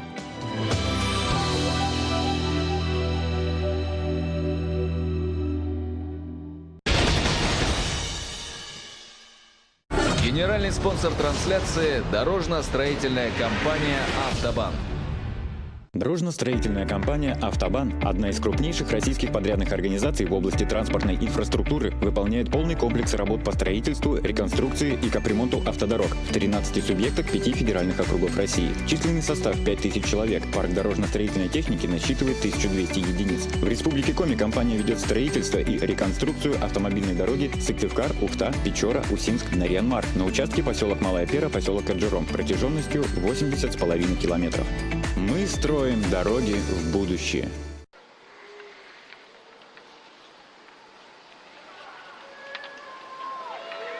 Телеканал «Юрган» продолжает прямую трансляцию с центрального республиканского стадиона, где в матче второго тура Сыктывкарский строитель принимает Уральский трудник из Первоуральска. Вот сейчас будет опасный розыгрыш углового. И вроде бы все обошлось для сыктывкарцев. Я напомню, спонсор трансляции нашей компании «Автобан». Скажем ей спасибо. Ну а те, кто присоединились к нам только что, не удивляйтесь. 1-0 в пользу строителя абсолютно по делу. Меня зовут Максим Васильев. Рядом наш постоянный хоккейный эксперт Андрей Николаевич Панин. Здравствуйте еще. Добрый вечер. Первый тайм мы выиграли. Теперь надо постараться.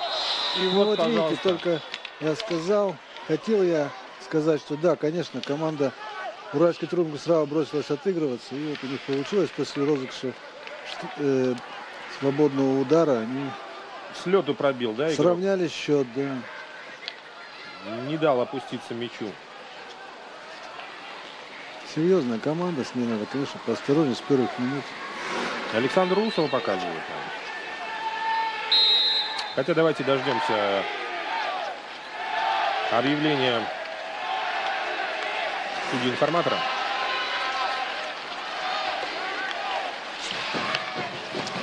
Один-один. Григория, 24-й.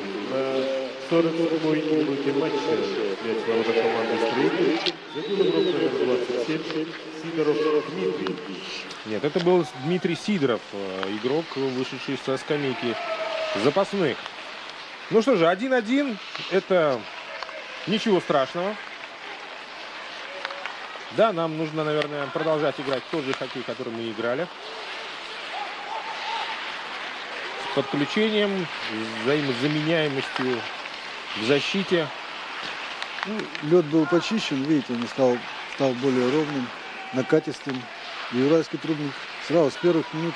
Вот смотрите, верховая передача. И он сразу с лета забивает гол. Вратарь тоже не выручил. Между щитков получил. Поэтому нужно сравниваться в скорости с Уральским трудником и продолжать игру. Первый тайм мы выиграли, но надо выиграть и весь матч. Ну, возвращаясь к голу, такая возможность, сказать, что есть. Эпизод динамический был, динамичный для и вратаря, наверное, трудно было понять, в какую сторону полетит мяч. Поэтому так получилось. Снова скорее сказать, нестандартный удар был, да? Нестандартный. Да, такой. нестандартный. Поэтому тяжело, конечно. Вот еще один угловой. А вот сейчас хорошо сыграл вратарь сыктывкарцев. Сегодня это Максим Шакиров. Да, нельзя останавливаться. Нельзя. И после этого опасного углового удара я перейду к составам, наверное, играющих команд. Давайте посмотрим.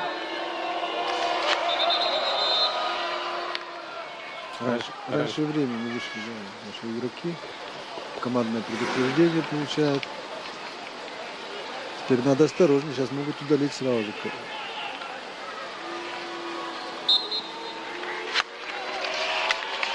Удар. А этот удар идет мимо ворот. Ну что же, давайте тогда перейдем к составам играющих команд. Гости: Уральский Трубник, фуфайки белые, штаны или бриджи красные. И начнем с голкипера. Сегодня Артем Прохоров в воротах, номер 20. Далее по списку 44-й Андрей Орлов, 54-й Николай Коньков, 24-й Григорий Липин, 89-й Александр Воронковский, 17-й Максим Ширяев, 23-й капитан команды Дмитрий Разуваев. И выход 1 на 1. Удар. Прекрасно, но блестяще сыграл вратарь сыктывкарцев.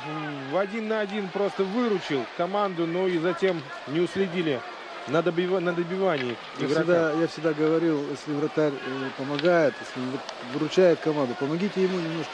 Видите, защитники встали, и следующим ударом игрок забивает гол. Ну вот обидный гол. Учитывая, что играет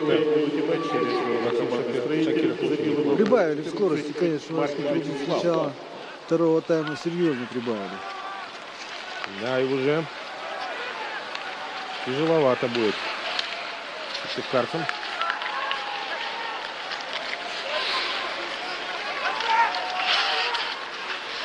Ну что же, продолжу я перечислять игроков Уральского Трубника. 14 номер Вячеслав Марки, 78 Михаил Красиков, 5 Александр Усов, 12 Петр Цыганенко, 8 Дмитрий Черных, 15 Дмитрий Фефилов, 21 Роман Никитенко. У нас выход к воротам. Будет удар с острого угла, но угловой. Ну и я закончу. 26-й Дмитрий Ширяев, 27-й Дмитрий Сидоров и 71-й Сергей Почкунов, главный тренер Алексей Жеребков. И вот мы смотрим повтор момента. Проход игрока к воротам. Это будет вот первый бросок. Да, отразил. Да. И тут же вторым ударом попал в ворота. Пожалуйста. Ну где были наши 23-й и все остальные? Рядом вроде как бы стояли с игроком, который мяч обработал и ударил. Но никто не мог. И вот очень быстро счет с 1-0 превратился в 1-2.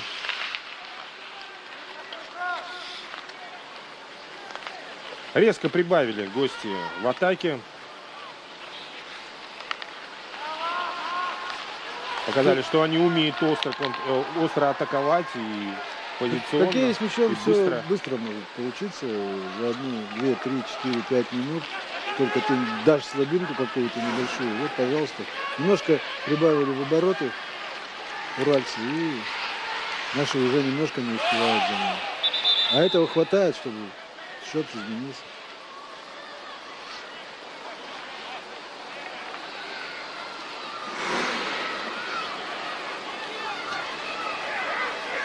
Автор второго мяча Вячеслав Маркин.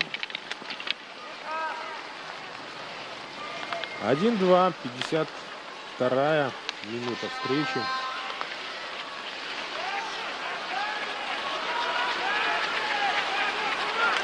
И снова гости идут вперед. Теперь уже они играют первым номером, можно сказать, да?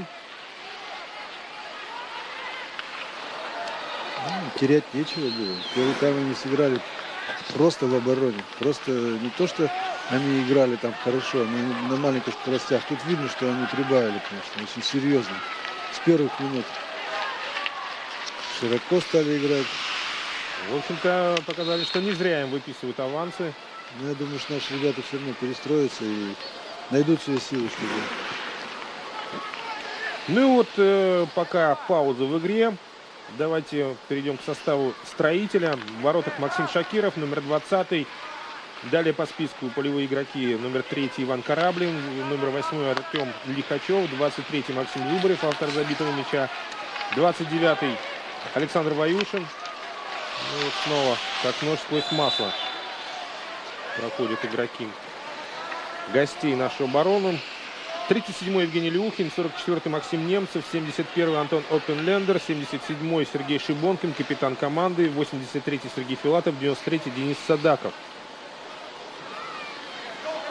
В запасе Денис Гутаренко, номер 90, это голкипер.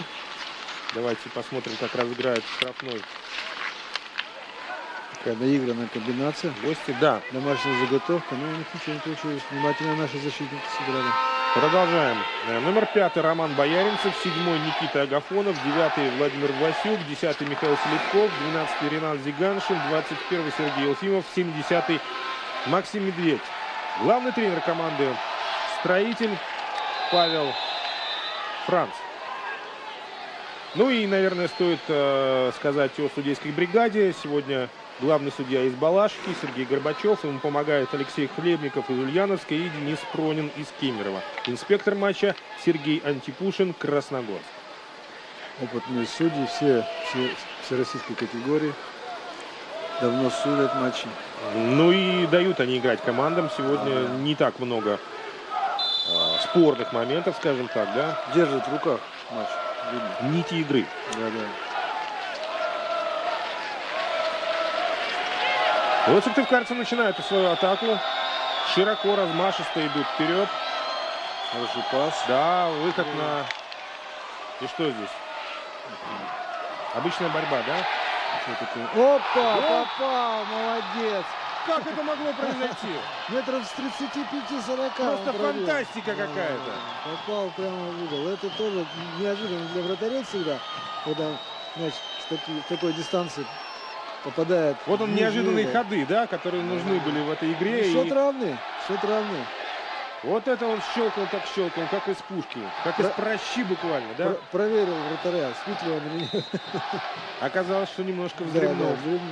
На 56-й минуте матча мяч в ворота команды «Уральский трубник» забил игрок номер 8 Артем Лихачев. Артем Лихачев. Молодец, Артем.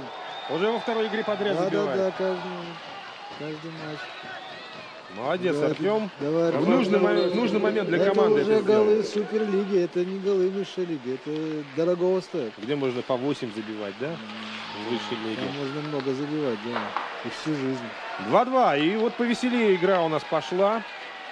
Не сдается сыктывкарский «Строитель». Идет вперед, продолжает. Очень неплохо смотрятся ребята в атаке. Ну, силы тоже не беспредельные у Уральского трубника. Немножко тоже они побегали вот первые минуты. Забили 2 гола. И оттянулись обратно в оборону, но да? все равно...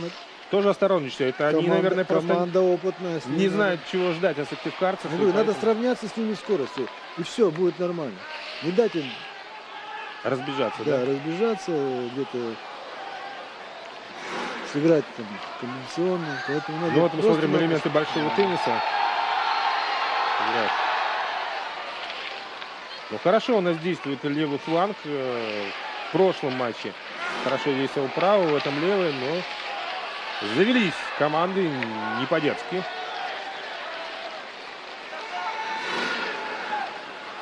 Посмотрим.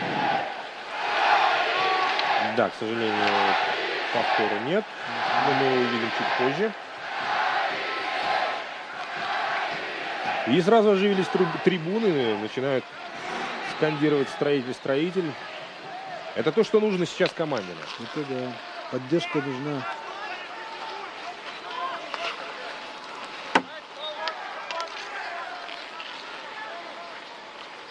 Ну, а я напоминаю, мы в прямом эфире.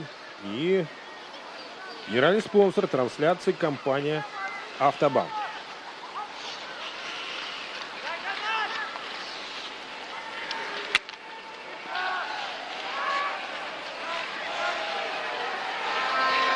Снова принимает. Ох, хорошо. Это подобрал мяч. Это Власюк. Ага, какой прекрасный мяч забивает. Прекрасная комбинация, навесная передача. Владимир Власюк. Выводит «Строитель» вперед. Да. 3-2. Вот это вот развитие событий, которые мы ждали. Вот это и надо для болельщиков, для хоккея. Вот так вот игра развивалась. Молодцы. Ну, просто прекрасно, да. Едут к зрителям, хоккеисты «Строителя». заводит трибуны. Вот такую игру мы ждали от строителей. Блестяще просто играли.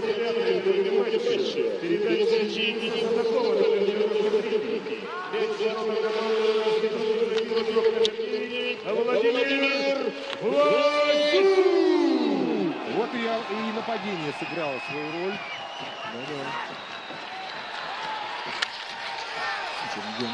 Подобрал и сразу удар справа. Хлоп! Молодец, попал. Попал в ближний, да? Это дальний угол. 3-2. А у Дениса Садакова уже 4-я результативная передача в было матче.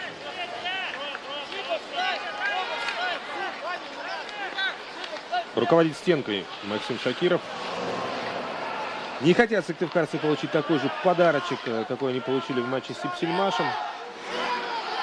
Спокойно нашим ребятам. Да, наверное, нервничать не нужно. Много суеты. Нервничать даже стенку не нужно. Поставить не могут. А у мяча Вячеслав Маркин. Удар. Вот и гол.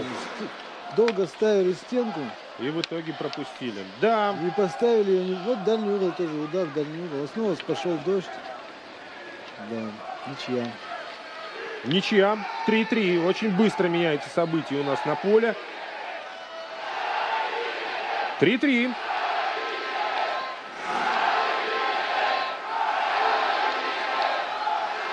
Ну и, наверное, следовало ожидать такой агрессивной игры от уральского трудника. Они тоже, видимо, поговорили так жестко тренера со своими игроками, которые вообще не двигались в первом тайме. Плохо идут. А Дмитрий Сидоров оформляет дубль. Вот, пожалуйста, смотрите, стеночка, там вроде как и все стоят, а... И вот такой удар. Да, прям над головой, да, голкипера прошел мяч. Но не должен он пройти, понимаете? Никак не должен. Стенка должен попасть. Значит, опять неправильно стенка была выстроена, да? Я не скажу, что неправильно, плохо было поставлено, вообще стояли. Уже нету, да. Ну ничего. Это эмоции, их надо немножко приглушить, да? Да, и собраться и играть дальше. Вот такие в свободные зоны идут передачи в разрез.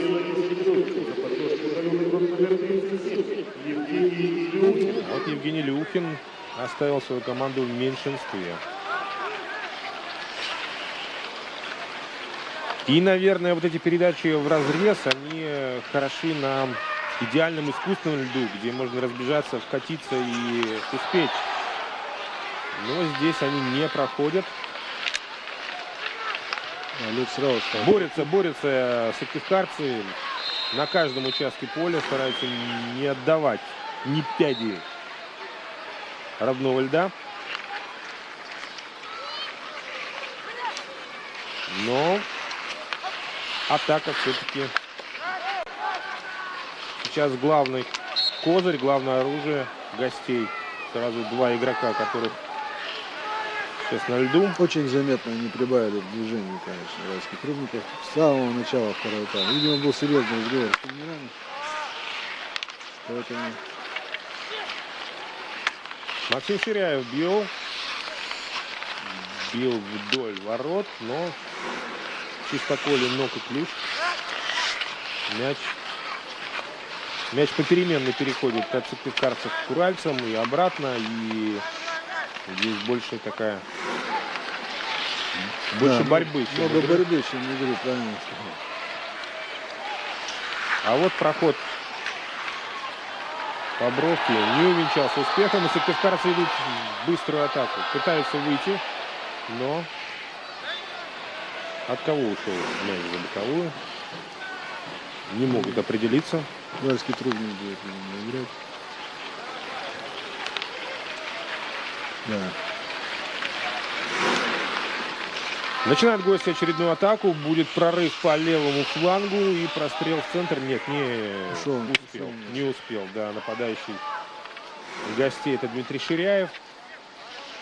Сегодня их двое. Максим Ширяев и Дмитрий Ширяев. Главное не путать. А вот наш Максим Немцев отправляет мяч на чужую половину поля.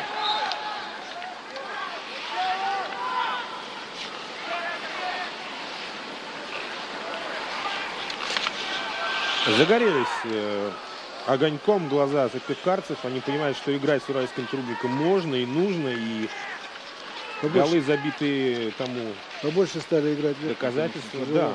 Тяжело. Лед не такой, чтобы проводить там какие-то комбинации низом. Но посмотрите, как индивидуально сильно кажется, действуют хоккеисты уральского трубника. У них очень много технически таких сильных игроков, которые могут и двоих, и троих пройти, да, на скорости. Да, хорошие игроки. Вот тут в коробочку взяли Максима Зубрева. И отобрали мяч. Быстро контратакует, хорошо. Да, это Дмитрий Ширяев с мячом. Пас хороший. Угловой. Может быть очень опасным. И стандарты сейчас вполне могут стать таким главным оружием при равной игре. Он считается главным оружием, конечно же. Стандарты приложения всех команд сейчас хорошо. Но сыктывкарцы всего один раз подавали угловой и неудачно в первом тайме. Вот сейчас опасно. Очень опасно. Александр Усов. Нет. Попал. Опять вышли плохо. 4-3. 3-4. Вот как на качелях меняется у нас сейчас счет. Очень плохо вышли выбегающие. Ну вот эти элементы нужно отрабатывать. По центру поля прошел мяч. Нужно отрабатывать. По центру ворот. Вратарь в этой ситуации, на ваш взгляд, правильно поступил? Ну, вратарю при угловом ударе трудно, конечно. Если хороший сильный удар, сами понимаете, это где-то метров с 15. Тут все зависит от того, как вышел выбегающий. Как он самоотверженно себя подставил. Вовремя вышел. А вот и Дмитрий Сидоров у нас оформляет хитрик сегодня. Так, угловой ворот. А вот угловой уже у ворот уральского трубника. Вот так же надо взять, пробить. Да, со скамейки запасных Дмитрий Сидоров вышел и уже оформил хитрик.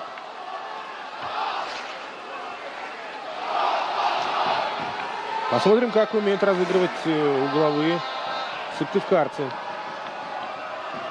У нас Сергей Шибонкин, да, наверное? Шибонкин подает у нас угловые.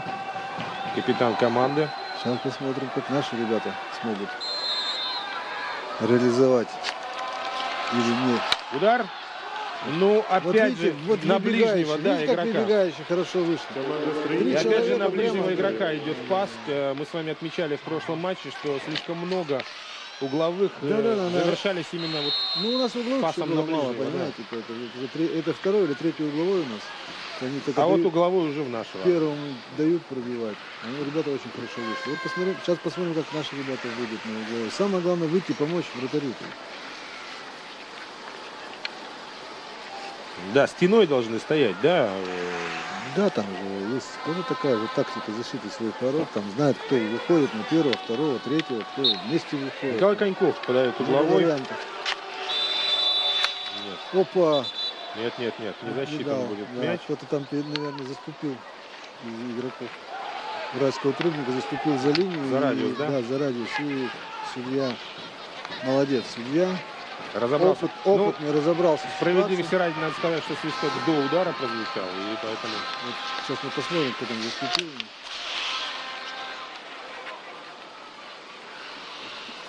Второй, 17 номер, да. Это у нас... Он, наверное, до подачи. Максим Ширяев был. Это он в сердцах стукнул по льду клюшкой. Это, фактически лишил команду гола. Удар был результативный. Что показывает арбитр. Опять угловой. Ворота да, очень быстро проходят команды середины поля. У нас угловые чередуются то у левых, то у правых ворот. Ну вот с реализацией, конечно, сыктывкарцам не везет. Повести сейчас, я думаю, сейчас пробьют ребята, попадут в раненые, попасть. Ну хорошо, выходит, конечно, да. Смотрите, вот на ближнего опять. Попал! Молодец! Вот Вот он мяч, которого мы ждали. Может повести. Пожалуйста, смотрите как. И снова прямо под перекладину. Развивается Сабит. Таким болидом мяч просто едва не разрывает сетку.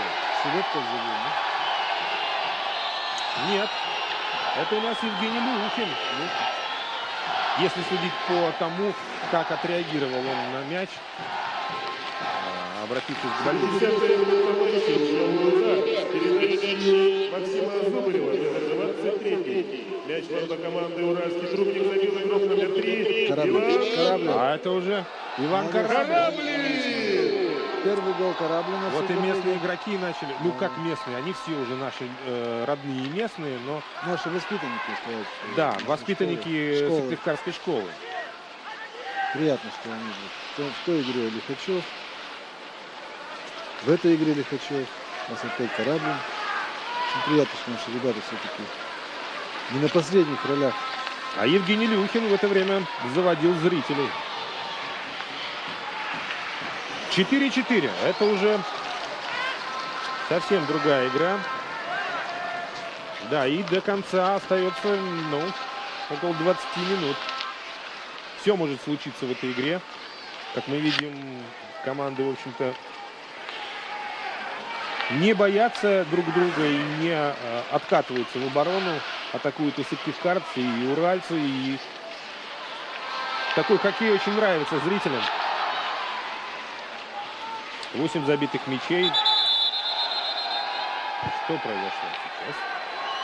Наши ребята хорошо отвлекаются на эти навесные передачи, борются.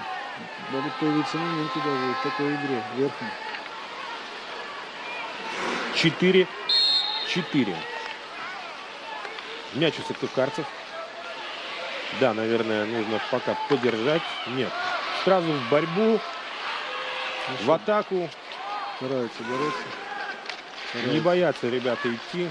Да, Павел Франц на ваших экранах. Он весь в игре. Он, наверное, сам бы сейчас взял бы клюшку и показал, как нужно это делать. У тренеров есть такой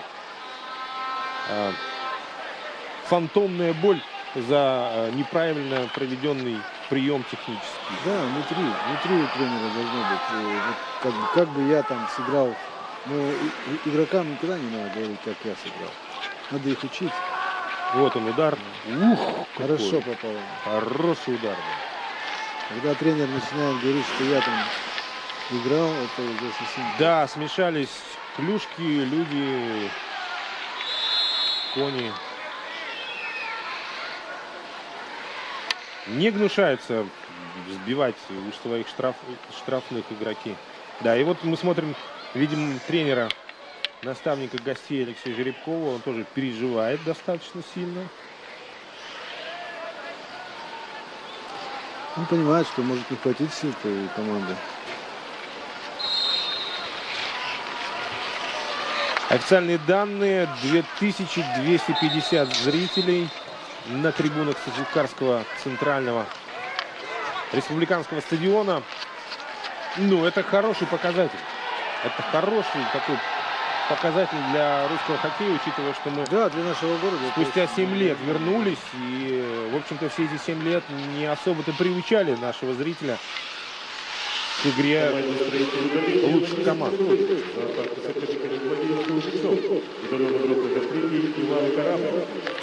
А вот автор забитого мяча получает удаление. Он защитник, конечно же.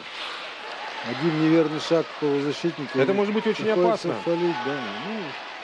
Сейчас выпустят, я думаю, что не проходит еще одного защитника в линию обороны, и поэтому ничего страшного не будет. Просто мы ослабим немножко атакующие действия.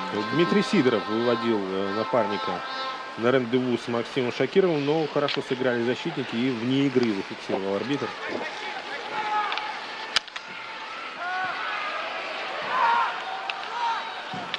Но это уже элемент, я даже не знаю, какого вида спорта. От ворот до ворот добил.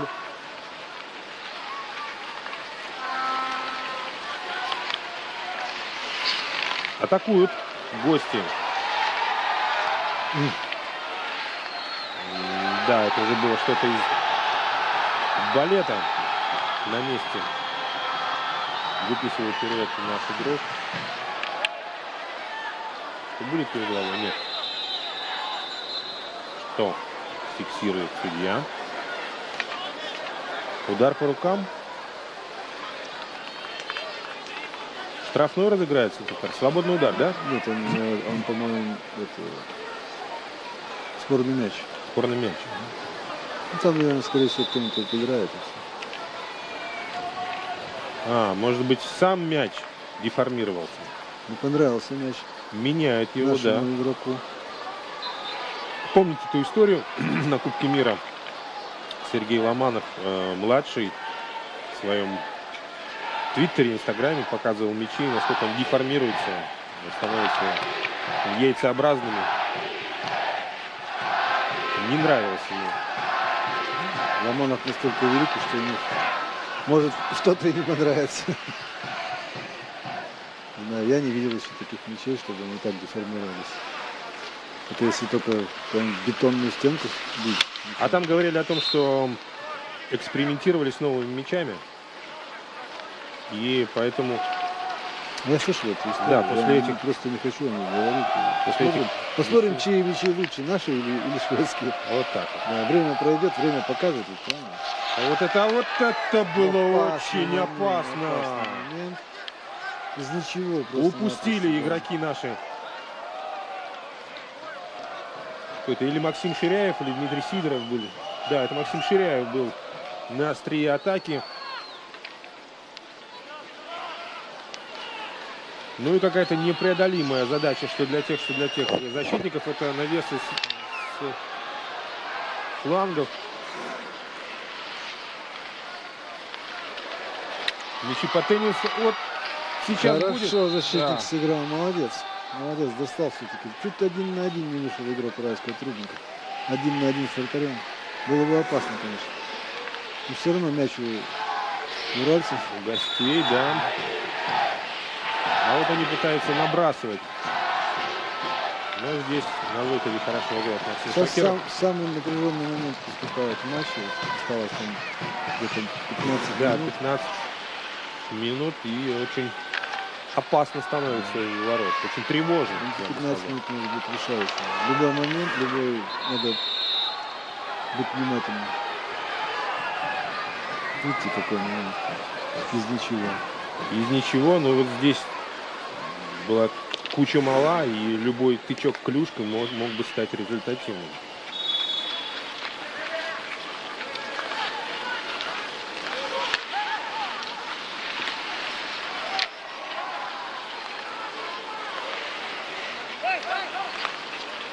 «4-4», я напомню, сыктывкарцы совершенно по-другому сегодня играют.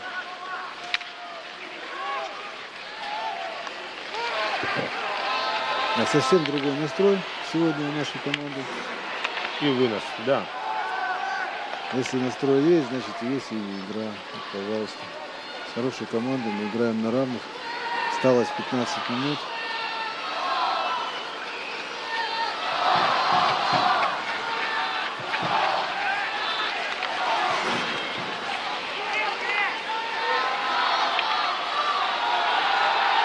Не дают пройти по правому флангу Дмитрию Сидорову. И уже ответная атака со стороны сыктывкарцев. Борются, очень сильно борются. А тут коробочка будет штрафной, нет? Цепляются за мяч. Нет, не фиксирует арбитр штрафной удар. Нарушение. Вот плотно играют, тело в тело буквально, хоккеисты сыктывкарского клуба. Не грубо, но очень жестковато. Иной раз, наверное, это и правильно. Где-то показать сопернику, что не уступаешь и не собираешься уступать. Вот уже правый фланг атаки задействовал сыктывкарский строитель. Удар издалека. Защитник решил пробить издалека. Да, это был Максим Немцев.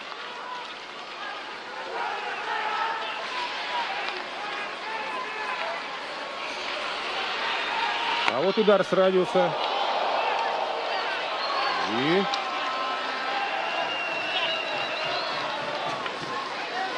мяч очень неприятно пролетает. Мимо владений Максима Шакирова. Вот, смотрите, норвежские болельщики, да, здесь? Видимо, шапочка бросит.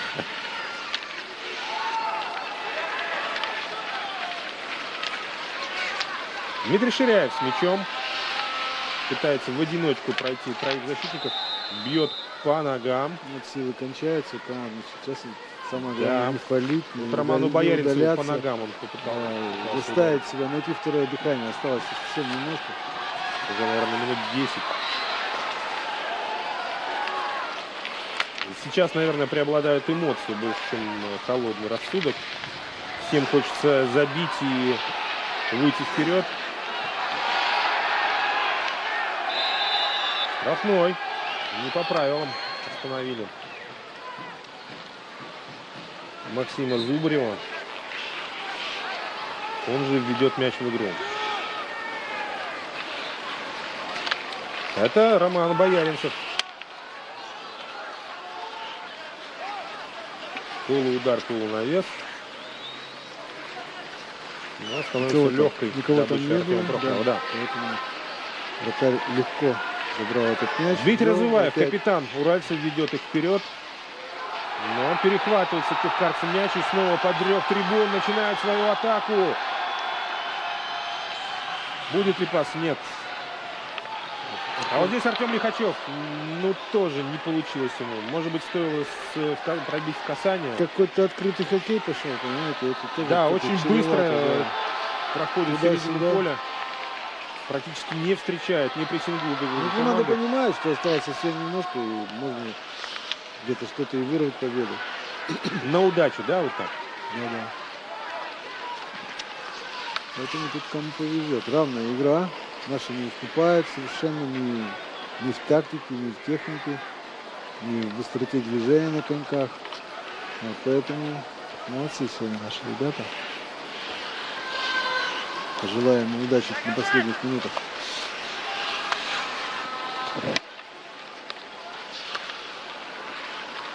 Переводит с фланга на фланг сыктывкарцы мяч. Будет ли выход к воротам? Да, пытался развернуться на месте игрок сыктывкарского клуба, но там уже сразу трое защитников его накрывали. И ответная атака. Нет, не проходит мяч. Такое известное всем любителям игровых видов спорта «Гориш» прозвучало сейчас. Подсказывают друг другу, да, игроки.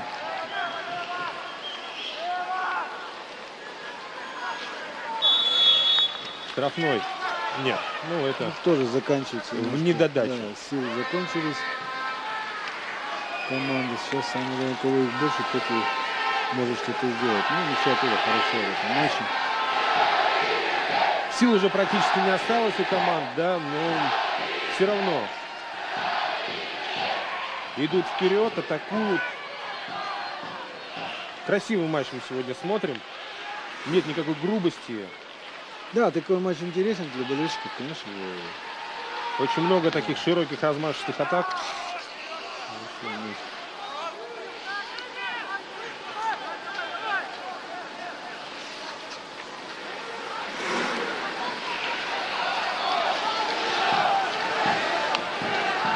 А мы смотрим розыгрыш штрафного. Не успевает. Не получился. Не успевает Андрей Орлов на эту передачу. Угловой. Да, показывает арбитр. А это уже шанс. Это уже шанс. Свободный. А, свободный. Денис Садаков зарабатывает его. Ну, сейчас тоже можно прострелить хорошо, подставить. Сергей Шибонкин исполнять будет. Вот он это и делается. Ну, Чистоколе ног, да, застрял. И ключик. Знаете? Тяжеловато катиться сейчас уже. Хороший хоккей сегодня. Борьба. Такой хоккей нравится. Вот он, Денис Садаков, тоже. Вот буквально такой же момент упускает сыктывкарцы, как и их соперники. Передача минуты ранее. Не получилась передача. Не проходит пас Дениса Садакова. А это уже нарушение. Удаление опять Зубрев. И будет удаление, да. Неправильная атака.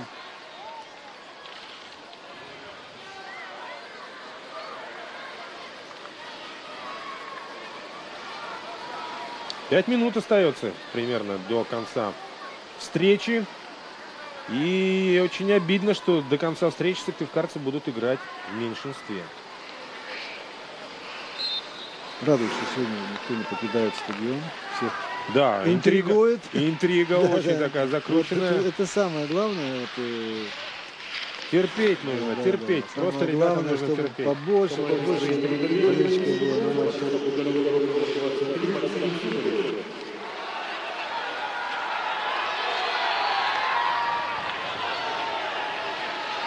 Сил уже не остается, конечно же. Очень тяжелый лед, очень вязкая игра была. Штрафной.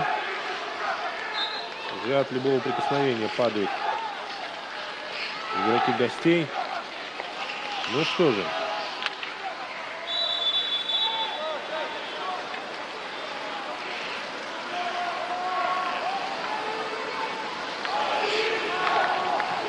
Совсем немного времени, ну что же, будет ли... Опасно, еще угловой. Еще угловой. Надо выйти хорошо. И стараться не дать пробить. Ребята договариваются, Уральский трубник. Да.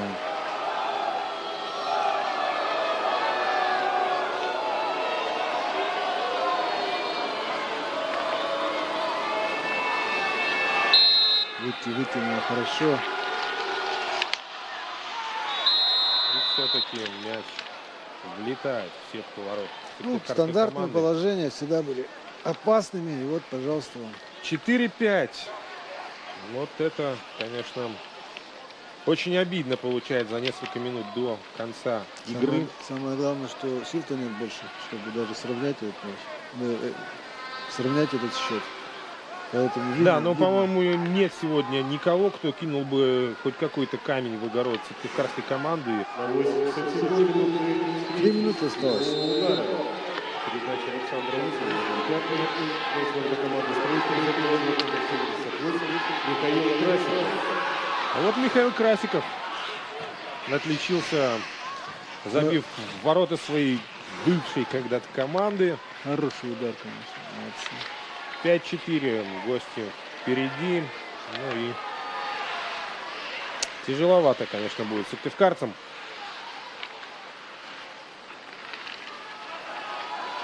Но это совсем другой хоккей. Мы наблюдаем по сравнению с предыдущим матчем. Давайте посмотрим. Ну вот. Кто мяч все смотрит, надо в игрока идти. Вот он удар, да. Плохо выходит. Плохо вышли, да? Согласен. Самоотверженно. Ну, есть над чем работать, значит, у нас в нашей команде. Ребята хорошие, ребята молодые. Будет ли шанс у наших ребят еще? Матч был совсем другой, чем первый. Вот. Еще есть время. А если мы вспомним незабитый пенальти на самых первых минутах встречи? Ну, так всегда, если ты не забил, то забьют тебе и проиграешь. Тут надо, конечно, к этому относиться серьезно. Снова смотрим с другой точки повтор. Ну да, куда выбегали? Вроде бы все вышли, 4 человека. 4 человека ничего не смогли. Ну, не туда вышли. Не туда. Ну что же, ошибки бывают у всех. Из этих ошибок и состоит хоккей с мячом. Кто их допустил меньше, тот и победил. Жалко, конечно, мы сегодня были достойны. Достойны, да. Первого очка. Но последняя минута матча. Видимо, сегодня тоже не судьба. Эти ребята сейчас не услышат ничего.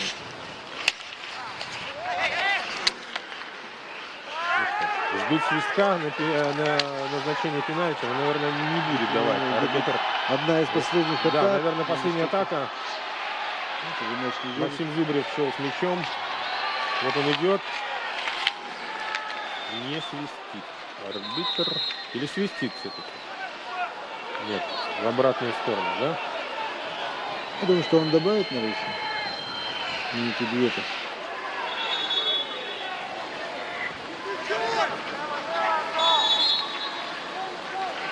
В противоположную сторону свободный удар.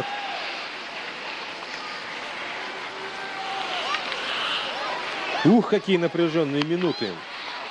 Последние минуты. И все.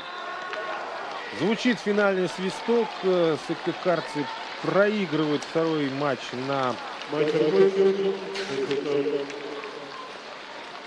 во втором туре Суперлиги российского чемпионата. Но игра у команды есть. Андрей Николаевич, сегодня намного лучше, намного интереснее смотрелись подопечные Павла Франца. Не так ли? Да-да. Сегодня совсем другая команда.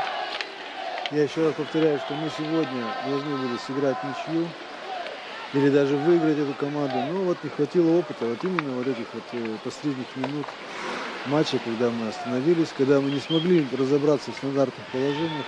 А это очень такое опасное оружие в хоккее с мячом.